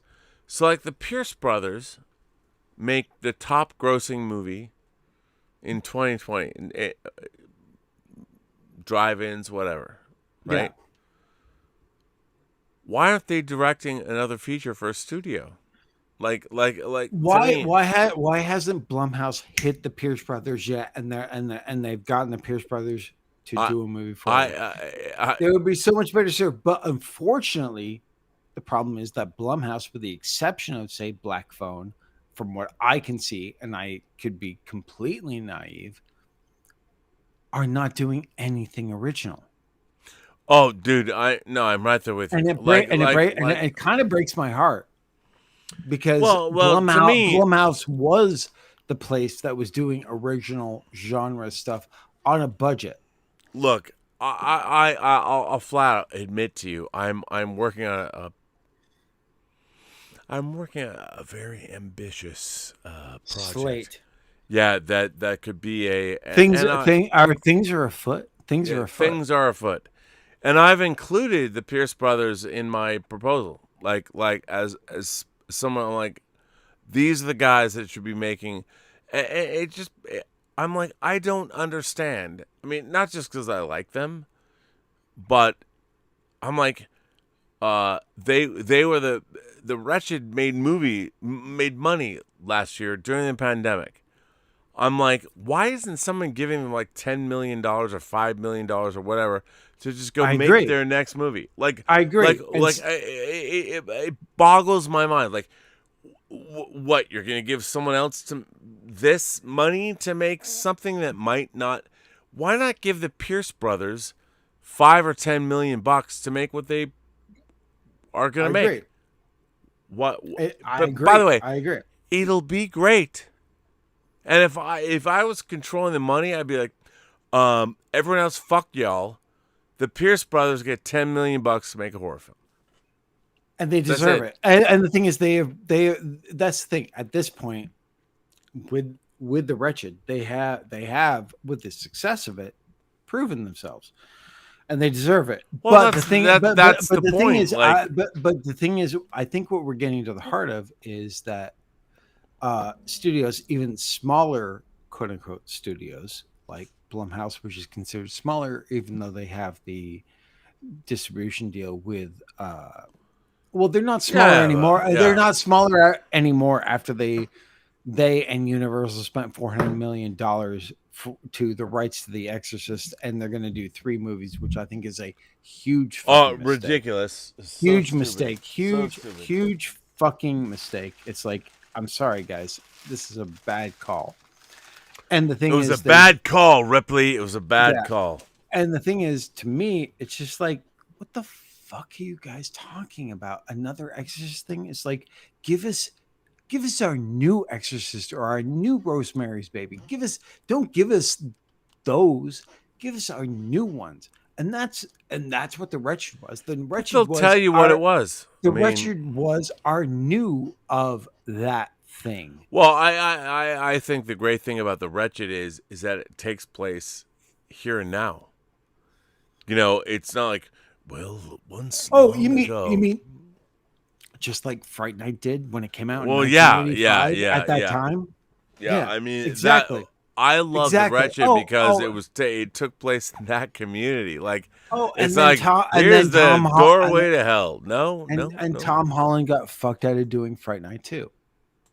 Yeah, well, Perfect example. The only, like, you know, it's so weird, but again, it's this weird dichotomy where the fans, wait a minute. Is Brett Pierce really in here? Is he? yeah, Here? yeah. Brett's been talking the entire time. Should we bring him on? I'd love to hear his perspective. He'd probably bring a much grounded, more Because I feel like I'm talking mad shit about like the Pierce brothers, which I love. Well, again, we're you know, YouTubely jerking them off here. But again, they've got beautiful girlfriends. They don't need us to jerk them off. no, but Come on, I'm man. saying it's like Brett has been here and he's here. So, Well, yeah, and I've drank with him and all that. I mean, I look full. Well, you're disclosure. friends now. with them. I'm a huge fan of the Pierce brothers. I love the Wretched. What I don't get is why they don't have money to. Why are they not directing movies right now? By the way, Brett, why are you watching YouTube? You should be goddamn directing. Well, let's ask him. If he's here, I'm looking. Well, hang on. Perhaps I should look on Brett. Brett, I'm going to send you a link via email. How about that? He's good to go. In a world. But again, guys, if you want to chime in as far as like, again, this main topic of what are the things that, like, when you're having tough times that bring you back, the last 18 months. that bring you back, that like give you comfort, that inspire you to do things. The Richard, I know, I apologize. I know you said you had you sent us messages on Facebook, and I'm just not able to like look at everything right now. So, By the way, I just sent Brett an email to the show link. If he wants to jump in, he's welcome to do so. yeah, and you know, By the way, the Richard, for fuck's sake, dude, I gave you my channel. He was the rock star. He was the rock star all week. Oh yeah, come on, man. Oh, and Mondo Bizarro says, "I love The Exorcist 3." God damn, you're right. I mean, look, there's always anomalies, man. There's always anomalies. By the way, who doesn't love? Can we just talk about The Exorcist 3? For fuck's sake, it's so good. It's so good because it's so different from The Exorcist. It's amazing. Well, but it's But it is. No, it is. It is. It is. It's a detective story. It's a detective horror story, which I love. By the way, Richard K. sends in a super chat and says, "Could we get again a Jason Bourne James Bond crossover movie?" I would say no, because what we said at first. I mean, you're talking about Jason Bourne is both Bond and Bourne are literary characters, and you would have to get the rights to both. And the fact is, no one would ever allow you to do that. And thank God that Rob answered that question one more time. Come on now. Hey, also, Rob, we have to. I want to acknowledge a couple birthdays this week. Okay, Dave, please do. One, our friend Mondo Mondo Hutton. Diaz. No, Rondo Diaz, who worked for us, who worked for you. Oh. It was his birthday this week. Wow, Mondo One of Diaz. my I haven't seen him in so long. He was one of my favorite people. I loved. He was working awesome. With him. He worked. I still I owe loved money. working. That's why I haven't heard from him probably. Mondo. Also, I still owe you money.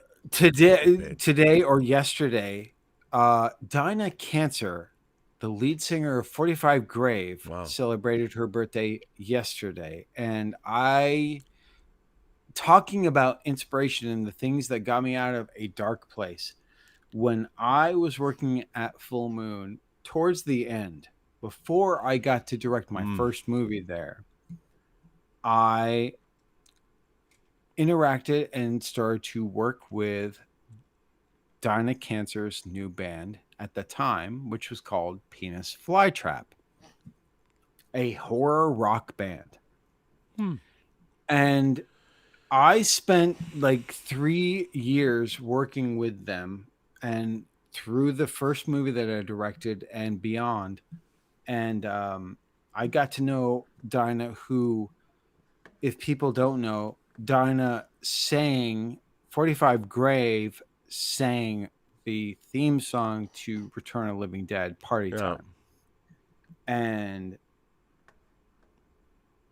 I got to work with them, and absolutely amazing, wonderful people.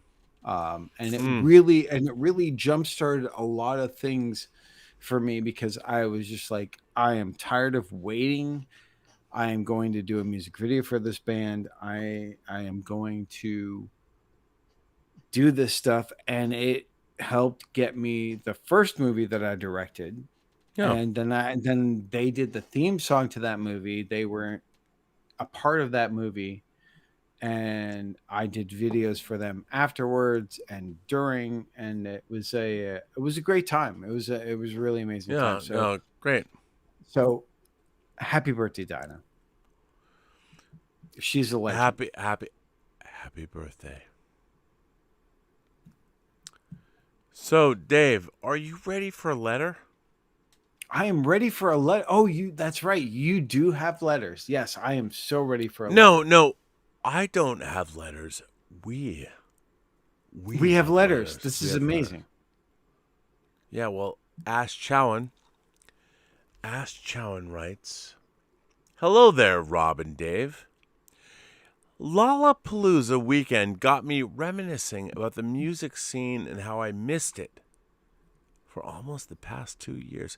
It's amazing to think the time has passed since the onset of the pandemic. How I miss the raucous summer festivals and the underground venues that once permeated the pre-COVID music scene. It was great to see shoulder-to-shoulder crowds packed outdoors, enjoying and reveling in a concert. There are many festivals and concerts yet to come. I just hope I can make it to one of them. More importantly, I hope these events can make it and not get canceled by yet another wave of the evolving pandemic. Get vaccinated or wear a mask. That's all that is asked of us. We've made such strides in defeating COVID-19. When I hear news about the Delta strand and the increased infections, and now a Delta Plus strain making the rounds with the flu season upon us in the fall, it makes me wonder if we will ever truly return to normal. My biggest fear is the increased reliance on the digital world to compensate for our real world gatherings becoming the norm. Let's not lose the human touch. Despite venues reopening here in SoCal, something still feels amiss. I can't put my finger on it. Maybe it's because we're reminded about the economic casualties of the pandemic everywhere we go. So many amazing places, bars, venues gone. I went out last Saturday night to a local hotspot and heard the reverberating sounds of a dance floor and music spilling into the into the street from local clubs. I had the scene. Had the scene returned? No. The venues were deserted and a shell of their former selves. The same could be said with going to the movies. Even though Black Widow was an enjoyable film, something felt off about going to see the film in a theater. Maybe it's because the friends I went with also suggested buying the movie on Disney Plus and having a pizza party at someone's house. Well, theatrical releases with no window and no friends contemplating replacing the cinematic experience. If this is the future and friends are contemplating rejoicing, the cinematic experience, is this the future of cinema? And then will it take a long while for me to get used to it? Enjoying Midnight Metal. Wow, that's a fucking heavy. Hang heavy on, letter, dude. man. I'm not done. I'm not done. Shit. Okay. Enjoying sorry. Midnight Metal these past few months. It's filled the gap in what has still been a rather schizophrenic time. The show has morphed into a perfect combination of orthodox legitimacy and raucous stupor. I want to thank Dave for bringing on CK Smile and how interviews with amazing guests have become a staple of the Saturday night shows. I now follow Chaosium on Spotify and recently listened to 3 hours worth of music by them while working. Great stuff. And a reminder that the metal scene is alive and well. Not just so much stateside, but hope springs eternal. Things can only get better. Here's hoping Chaosium can bring a little bit of metal to the U.S. in a tour. Fingers crossed. Speaking of which, I found some more pics of you in your rock star days, Rob. Don't be shy. You were truly a stud and a master of musical genres. Why do you keep this side of you secret? Okay. Anyway, yes. Thank you for that. That was an amazing letter. Yeah, it was an pretty great. amazing letter. Pretty Holy great, Dave. Shit. And I would say that I will say this. One of the great things of being on YouTube, I talk about it on my own show, the Post-Geek Singularity. The best thing about being on YouTube and doing this is our community. Is it not? Of course. Absolutely. I mean, amazing. I'm texting people back on the chat right now. Of course. What? You know I do this. I'm just trying to run the show. I can't. I know. I mean, this is what works about us because I get to look at the chat and you get to deal with the main shit and I get to look at what's being said but that letter, it was great. It's amazing. That might be my favorite letter that I've heard on when I've been a part of this. Yeah. By the way, I just read things people send to me. It's not like I'm like, oh, you please send me a letter about what you love about. No, That was a I no, genuine no, laugh. I know, it's awesome. And thank you. I just have to thank them for the Chaosium thing, and I like I'm really working on trying to get other bands and stuff too. But it's so nice to hear that people have like gotten into that band. As you know, I'm such a fan, and I get to talk No. and I get to talk to them, and they the past 2 weekends they've played shows. They've actually gone to go. They went to Prague last weekend and played a show, and this weekend they played in France. So they've gotten to play live shows again, which is really exciting. And they are coming to the States. Yeah. They've already said in 2022, which is crazy to think because it's so I know. far off. But they're playing San Diego and they're playing in Sacramento, and I'm so excited I because know. How do they because know that? It's like, I'm gonna be there at least one, if not both shows. I'm gonna be there, and it's Well. like, and like we've been talking, so it's awesome to hear that that they've actually like inspire and like that our talk has inspired other people to listen to them, and that to me is really exciting. Oh, I'm I'm all about that. Yes, sir. My God. So, Dave, Is Brett waiting? I think bring him on and let me take a Brett little is not. hiatus. He's not waiting. There's no one else. I heard Brett was waiting. I heard Brett No, was like nope, in the queue. He's not. no. What There's Brett? no. What? There's no one in. Come the on, queue. Brett, save me. Come on, man. Okay, well, hang on. We got Dave. 20 minutes left before I'm out of here. Well, come on, Dave. Come on. That's now. right. Hang No, on. no. I cut it off at fucking 3 a.m. guys. I know Dude, better. that's fine. Okay, well, hang on. It's just me. Rob will stay on until the dawn. I just know no, better. no, I won't. I'm sending Brett a show link. I mean, you're He's putting here. him- He's here. I'm putting you on the spot, Rob. That's all. Okay, like I love Brett. He said in the queue. Brett says in the queue. No, there's no one in the queue. Well, you've had technical problems all night. Okay, no, no, I have not. Okay, hang on.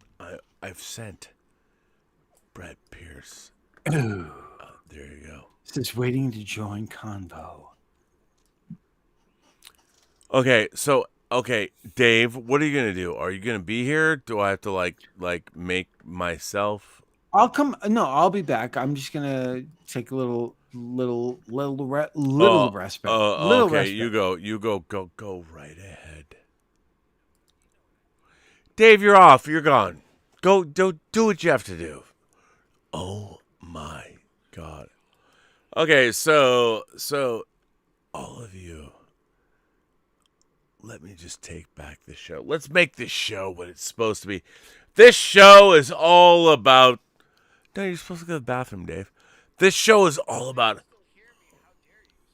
Dave, they cannot hear Dave. He's babbling on. I'm like, my God, I've got a fucking silver sphere. You know what Midnight Metal's about? It's about fucking getting like, and being drilled in your forehead. That's what this show is all about. Midnight Metal. Midnight Metal is not about like, in the still of the night I hear the Uraka calling. No. Midnight Metal is a state of mind. It's about people coming together and talking about what they love. My God, that's what it's all about. We all love this shit. We love sci-fi, horror, fantasy, Frank Frazetta, fucking Boris Vallejo. Fuck yeah, dudes. Right? Isn't that what we love? I know it is.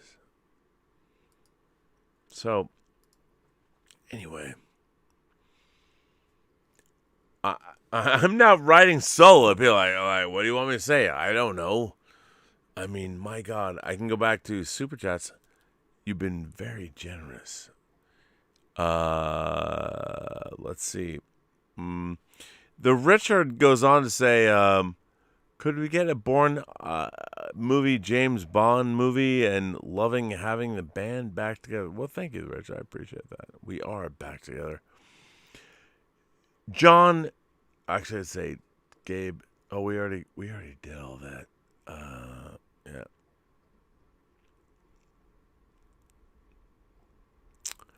Mike Conrad says, great to have Midnight Metal return. Rob, you have to read the Moon Knight series. It's dope as fuck. Also, the Moon Knight Omnibus 2 is out in March. Well, as I say, I mean, this is the first Moon Knight Omnibus. This is Werewolf by Night. It's also all of this, to me, this is the Moon Knight that I love right here. It's very different everywhere else.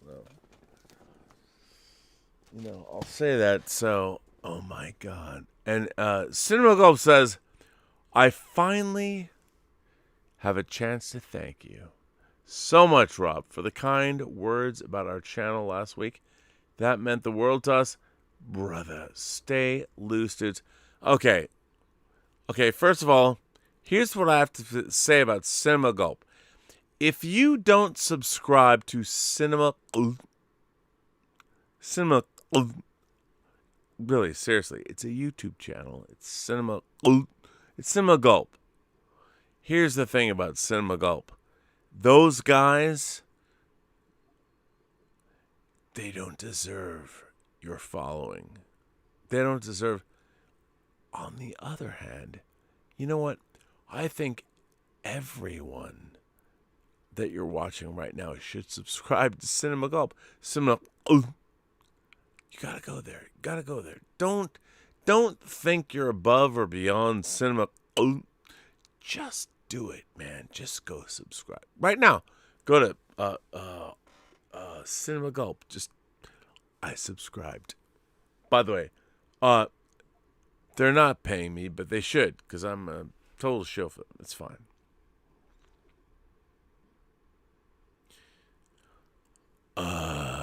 Dave's gone. Well, okay.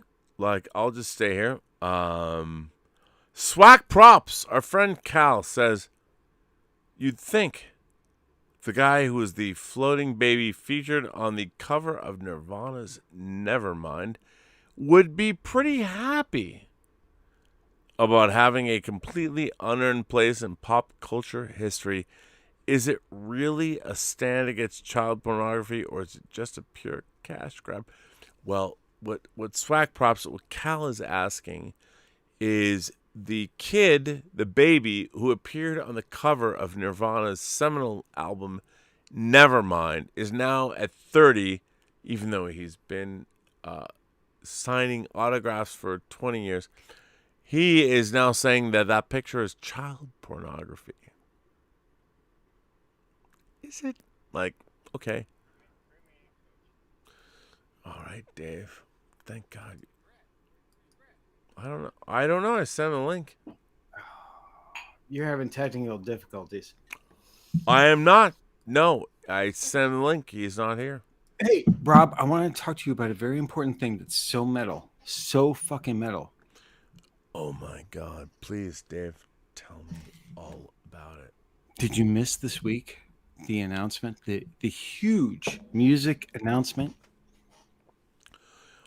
That is so metal. Your mind will explode. Wow. Brett says waiting to join conversation. Yeah, I don't know, man. You fucked us up. No, I didn't fuck us up. I mean, you're in charge of this, pal. What's hang on, Dave. Let's. Okay, you have the link. You have the link, right? No, I don't.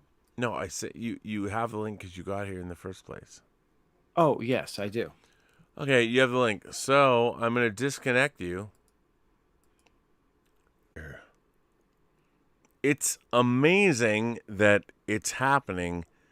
That was a lot of weird technological strangeness.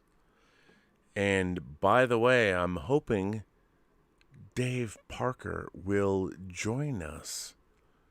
I don't know if he can. I'm like, Dave, come back. Come back. Nikki, come back. Well, all I can say is I don't know what's going to happen. Anyway, if I don't know what's going to happen, let me go back to your, like Dave said, let's check out the super chats because my God, you guys have been firing in some great questions. Like, oh my God. Okay, let's go back. Let's go back to Halden Sane sent in a super chat and says, watch Crouching Tiger, Hidden Dragon for the very first time. Only took a couple of decades. So beautiful in so many ways. Metal as hell. Well, I would say that Mr. or Hayden Sane, Hayden, you're absolutely right. I mean, my God. Now, look, I don't mean to oversell Shang-Chi, but it's a wuxia movie. It totally is. And if you loved Crouching Tiger, Hidden Dragon, you will love Shang-Chi. You will love it. And if you don't, write me a letter and tell me I suck. So, let's do that. Right? Eric O'Sullivan says, I got the soul. Well, oh my God. He says, oh, this is so terrible. Eric O'Sullivan says, I got the soul of Chogokin GX57 Yamato, and it's worth every cent. You're right about them and Eagle Moss.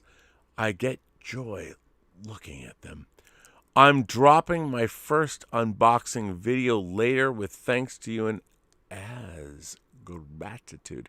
Well, Eric, so what Eric is saying is he's talking about that he has bought his first Japanese die-cast toy, which is part of the Soul of Chogokin line, which is the space battleship Yamato. So he got it. He bought it. It's great. He's building it. It's great. I will be doing an unboxing thing about my own space battleship Yamato stuff soon. But that said, I don't know where Dave Parker is. I'm looking for him.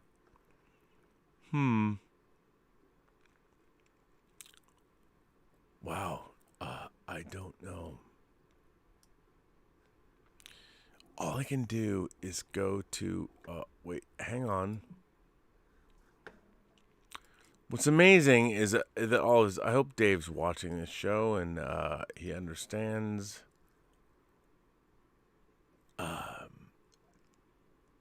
Dave? Are you there? I don't know. Hang on. You know what I have to do? I have to create something new.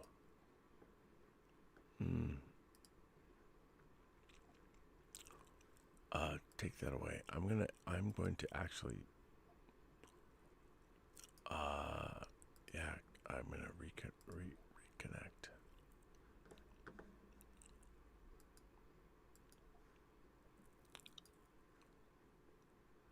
Wow. That's you know what I just got? I didn't get Dave back.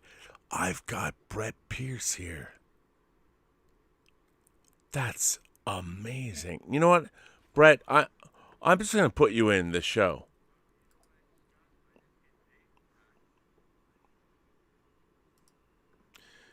Brett, are you ready to come on Midnight Metal?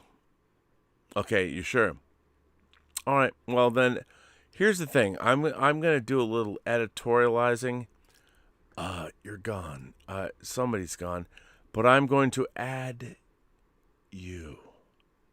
So here it comes. I don't know where Dave went. I don't know what happened. He just disappeared. But you, my friend, you are here. You know what? And by the way, as somebody, and you're drinking, it's all good. I honestly don't know what happened to Dave. I feel terrible. I'm like, where's Dave? But you know what?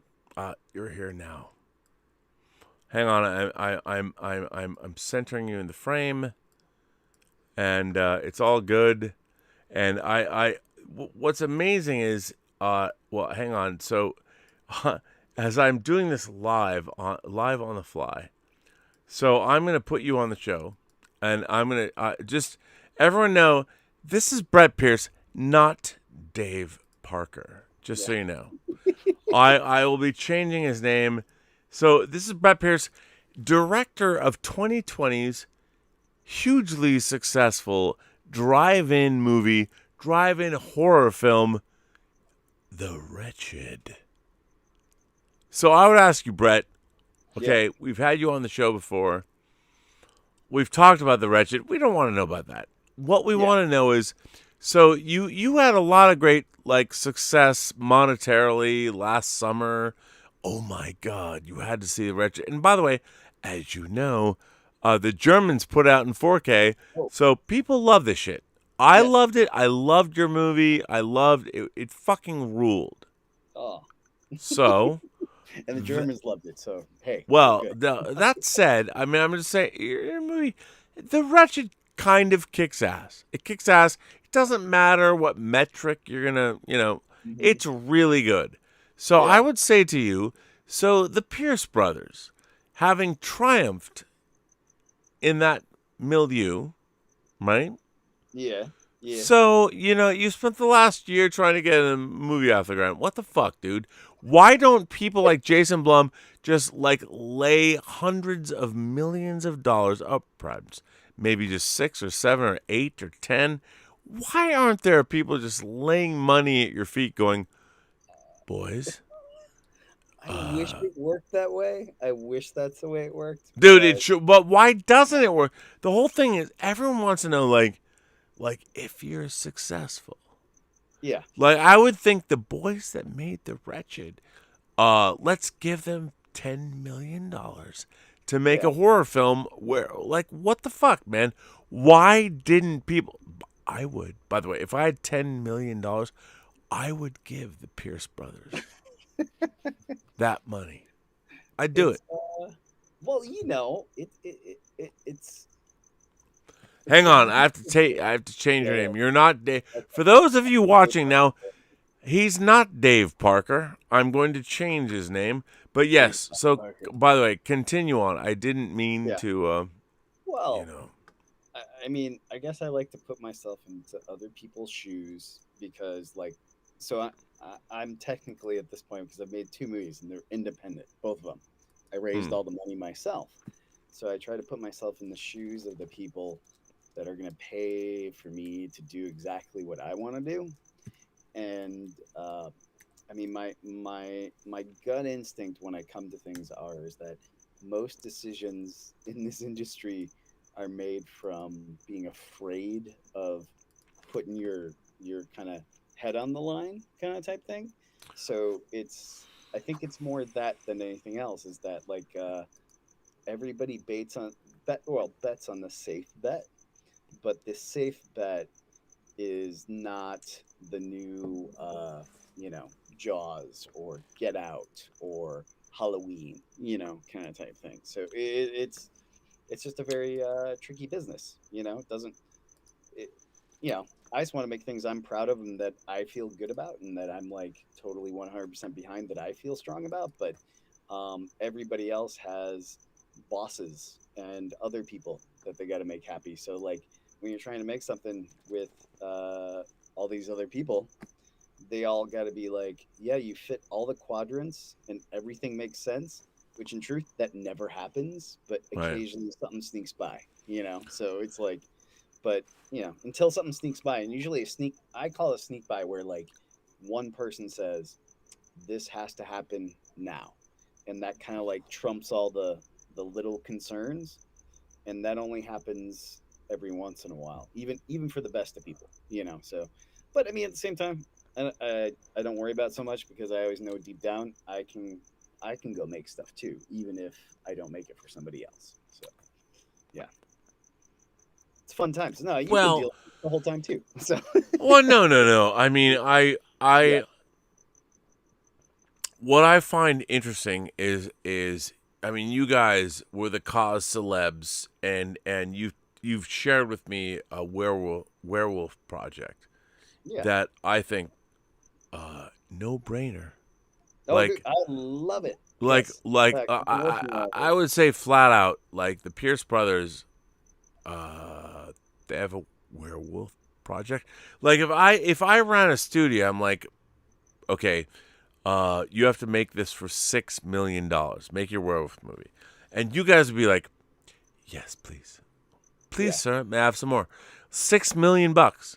You'll make that. You'll make the movie you want to make, right? Yeah. Yeah, from a studio. So I don't get what I don't get. To me, it's a no-brainer.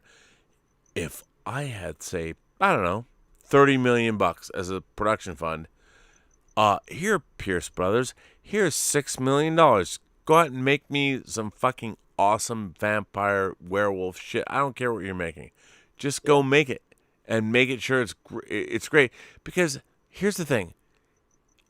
I believe that you guys wouldn't make a bad movie. I know you feel like, oh, Yeah. Rob, but let me ask you this, Brett. You wouldn't, would you? No, because I can't. No, right? Because you know, Yeah, like you've yeah. already made so Yeah. like, why is it? Here's the crazy part of the business. Like, I'll give you. I don't, to be honest, full disclosure, I don't have $6 million to give you, although I'm working on it. But the idea is like, why wouldn't you already made this movie? If you watch your film, it's like, oh my God, I want to make a movie with those dudes. like it comes down to like, what the fuck, man? Why are you not? By the way, why are you talking to me on this YouTube show?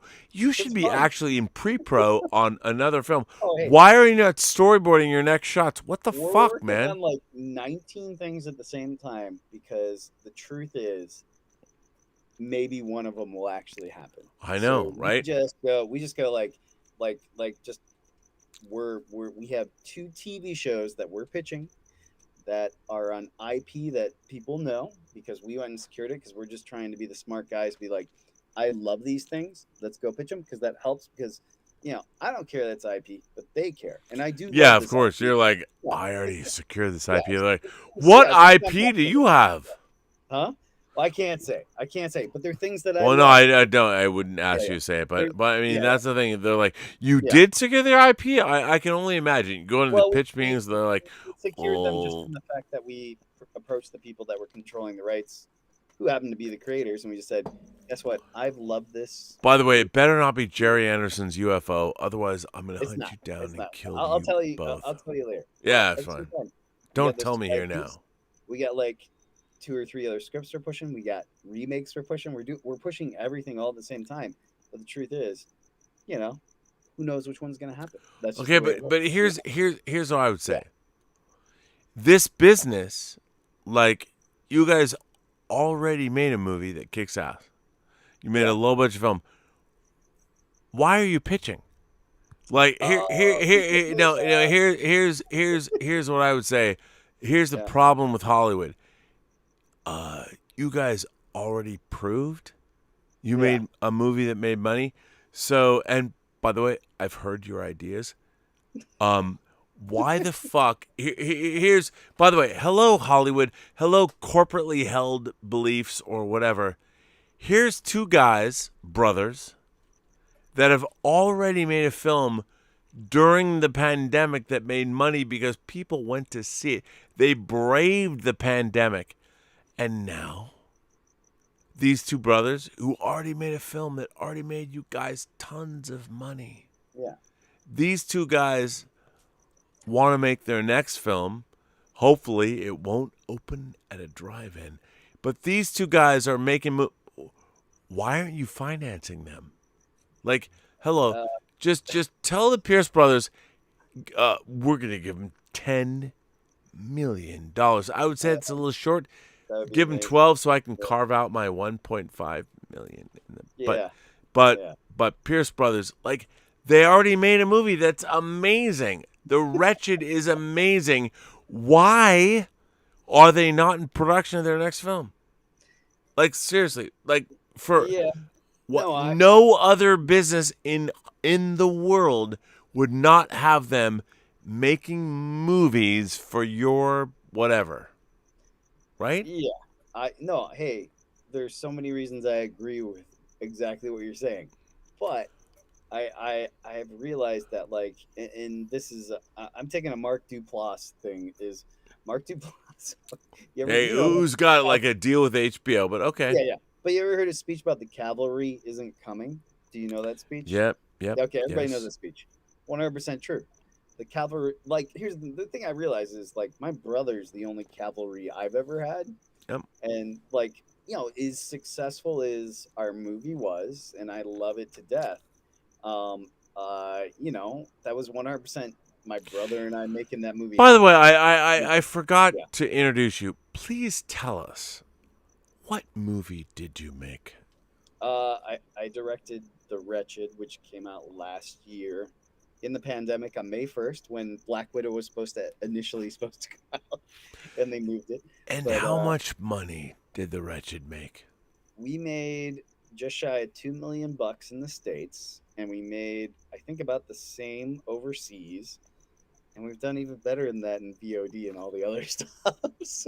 So we've done well. So. Oh, I'm right there with you. I mean, Tango Shalom, same thing, coming out next week. But I would say this, Brett. Yeah. So, would you do it again? Like, what was making that film and getting it out there the whole time it took to make it? Would you do it again? Oh yeah, in a heartbeat. I mean, just honestly, I would do anything to make the things I want to make. At any point, like, I mean, the truth is like, when you're trying to raise money off people, trying to convince a studio to make something, you're really just trying to pull a trick to be like, I know what I really want to make. I'm just trying to convince you that it makes tons of sense. And in truth, no movie ever makes any sense. The only thing that makes sense, well, you talk about this all the time. You know what it is?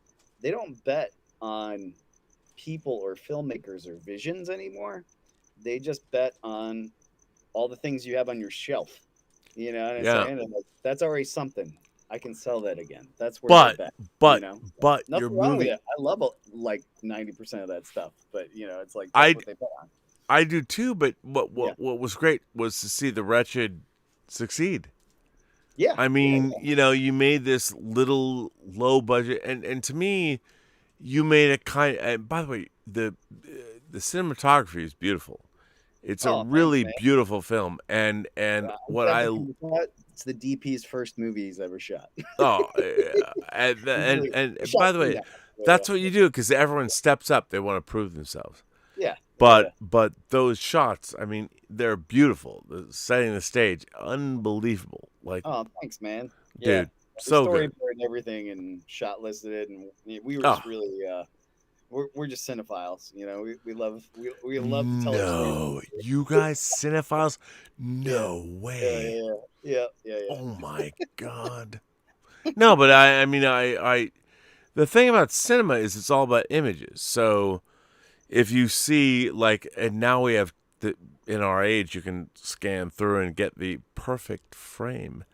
And I love that. I mean, I love that that's how you define what you're doing. Like, this is what I want. Like, I get it. Like, fuck yeah, man. I totally get that. I know Lori is a more pragmatist, but all good. Yeah. It's just I mean, you've dealt with this, Rob. You made a movie. It's like nobody's on your side except for you. No, and a couple of people in your corner. That's it. That's it. Well, unless you make money. I mean, what's great is I mean, What I find amazing about The Wretched is, first of all, let's forget the money. I did not see your film upon initial release. I saw your film because Dieter Bastian sent me a 4K disc of it. Oh, really? Oh, nice. Yeah. I didn't know that. Okay. Yeah, so I watched it with Elizabeth. We watched it.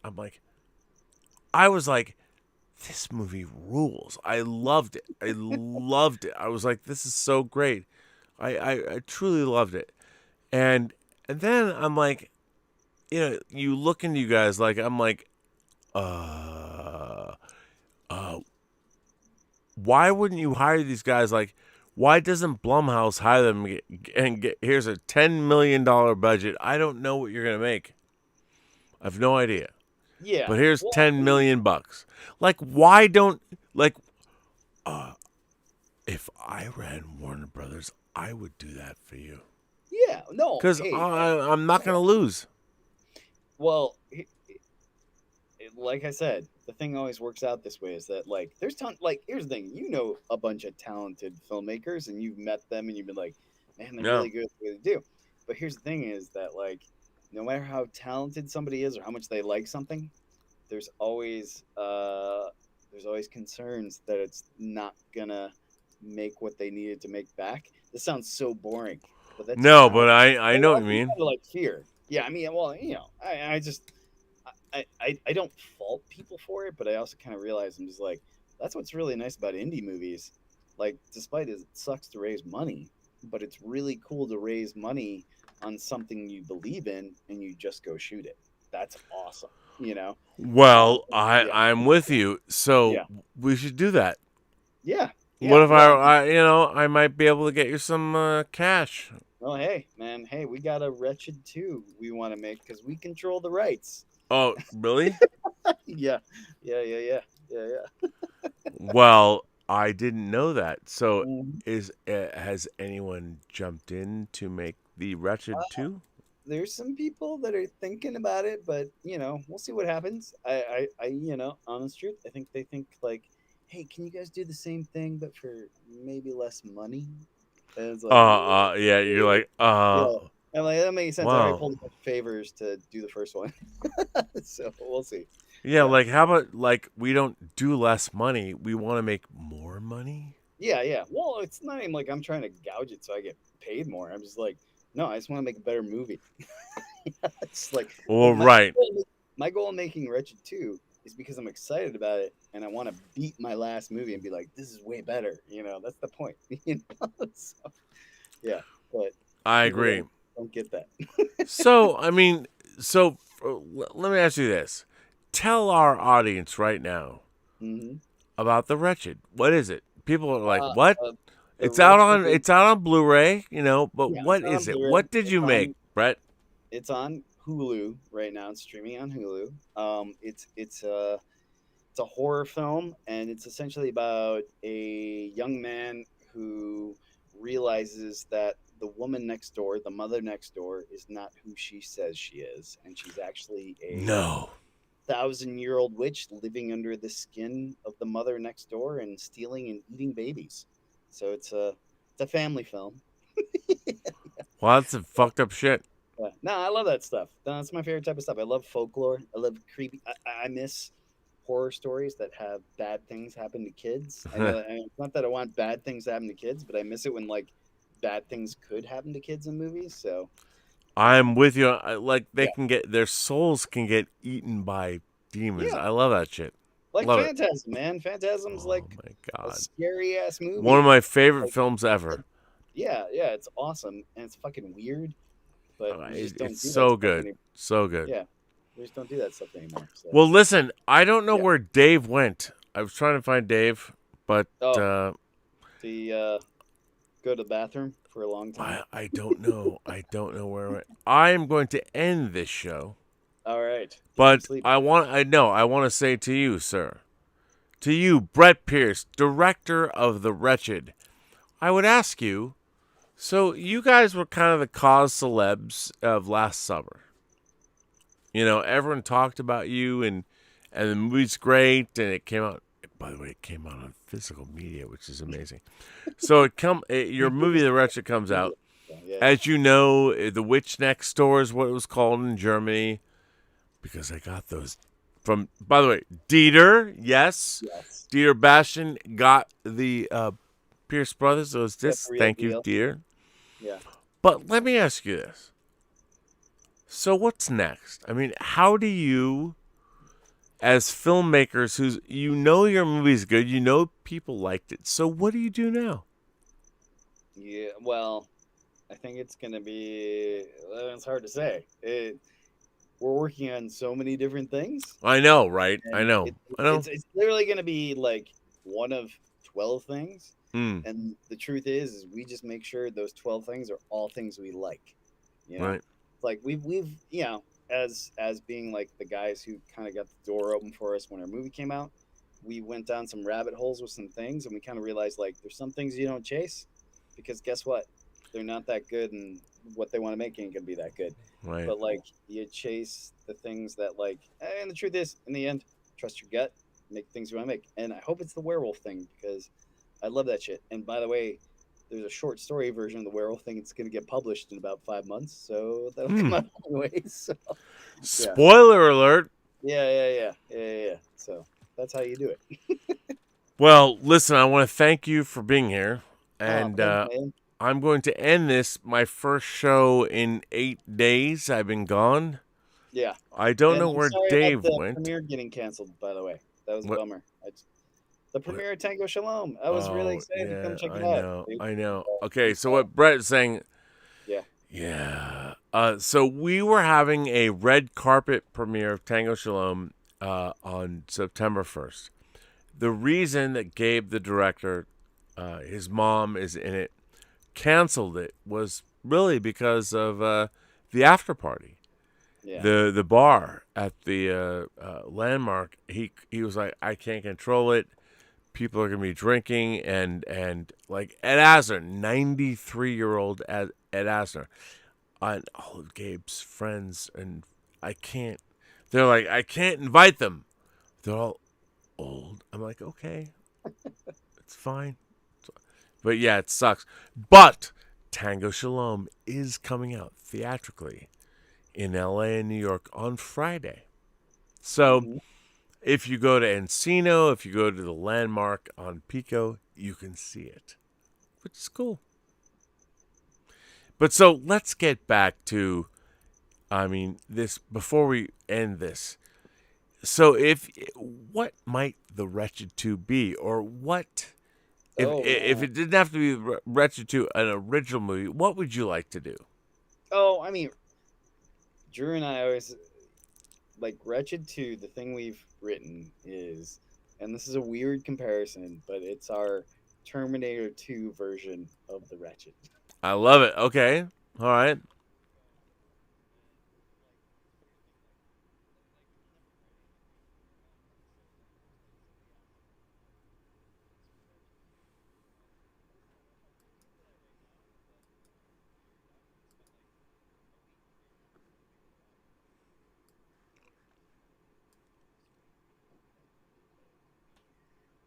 Oh my God.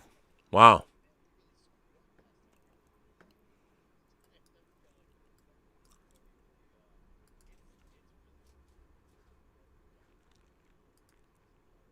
Something we're really into because witches at Halloween, something we've always wanted to do, and we've expanded on the mythology of the story and a bunch of other. I just don't want to spoil it, just in case we make it. No, I get it. Don't spoil it. By the way. Yeah, Don't. it's something I'm super passionate about because we just kind of figured out something we love. So. Well, that's fantastic. So, how close are you? I thought we were close a couple of times, and then we're back up, and then we're back down. I know, right? It's just the same thing. It's still it's indie filmmaking in the same capacity, but there's some hope right now. But we'll see. I mean, I feel like it's leaving free money on the table if somebody doesn't make it. So I'm right there with you. Yeah. So, Well, listen, Mr. Pierce. Yeah. I don't know where Dave Parker went. I don't know why I've lost him. Yeah. But And by the way, this has been a show. Look, this is my first show in, I have to say, like 9 days. So I don't know. All right. But it's always great to have you here. Good to see you too, man. And we should steal Dave and do like lefty Yeah, ball we game. need to go to because I've already Dieter Bastian is waiting for Dave to sign the Hills Run Red Disc. You guys have already done your job. Yeah. I would love it if we all hung out. Well, make him show up to sign it, and Drew and I'll show up for the whiskeys. So, Oh my God! In a world, well, Dave, I don't know where Dave went. I don't know where Dave went. But anyway, hang on. There's a few people that have sent in some super chats. Oh. And I would ask you, Hayden Sane says, watched Crouching Tiger, Hidden Dragon for the very first time. Only took a couple of decades. So beautiful in so many ways. Metal as hell. Now, let me ask you, Brett Pierce. Yeah. Is Crouching Tiger, Hidden Dragon, is it metal? Is it metal as hell? It's metal. I mean, it's a good movie. It's a movie that like people tell you it's boring, but it's actually really fucking cool. Dude, so fucking cool. Come on. Yeah, It's not boring. Yeah, well, no, it's a movie like you show it to you like your friends that don't care about movies, and they're like, "This is boring," and like, no, it's fucking awesome. So, yeah, no, it's a good movie. Okay, all right. I'm with you. I'm really excited to see Shang-Chi now because you're Dude, super Shang-Chi excited. is so good. You'll love it. Super By the way, excited. you Yeah. will. You will. I'm so love glad it. you took all that Disney money to tell everybody it's super awesome. Dude, you know what? Disney called me up and they're like, Rob, we're Yeah. going to give you $100,000 if you Yeah. just talk up Shang-Chi. And I'm like, well, you know what, Disney? There's no way you can buy off my opinion. You can take your $100,000 and shove it up your ass. I mean, my God, Brett, like, Yeah. really? If someone said to you, hey, Mr. Pierce, Snow White wants to, like, insert $100,000 into your anus, would you do it? And you'll be like, wait, let me think about it. The answer is, of course I would. Jesus but fucking Christ. When and where? Stick No, stick the money up my ass while you caress my butt. I don't care. Whatever. I love the internet. The internet is the most conspiratorial, funny thing in the world. Oh my God. And by the way, I wish half of it was true. Yeah, The Zionist occupied government, I'm like a young adopted Jew. I'm like, no. If there's a worldwide cabal, why can't, please, I'll join. I'm in. No. Yeah. I wish it was as conspiratorial as they thought, because it would be really funny. Because, like, I'm like, trust me, honestly, most of them don't know what's going on. No. No. And it was funny. My secret lair is in Antarctica. They're like, it's melting. Wait, well, what? My villain headquarters. Yeah, dude, it's melting. Wait, like, just so I know, with Shang-Chi, are you one of the ones that like get stuck with the thing like you said triumphant? So dude, this I did. Triumphant was said across the board, kind of like this is what we said. Just Well, so. here's what is so funny about that. I mean, I didn't see anyone else's reviews. I just put that up because I thought, like, all I hear about is we're in the middle of a Marvel backlash. I'm like, okay, I get that Black Widow is not the movie you want. When I watched Shang-Chi, I was like 10 minutes in, I'm like, this movie fucking rules. I mean, it's an amalgamation of different cultures. I mean, it's so good. It's so good. Like, the thing about like we're in like Marvel's doing all this. I'm like, they're being more experimental than they've ever been. Maybe not everything has clicked 100%, but they are. They're man. not like, hey, let's line up and be like total posers and just do whatever. They're taking swings. Sometimes they miss. Yeah, but they're you taking swings, man. are absolutely right. I mean, they're doing, and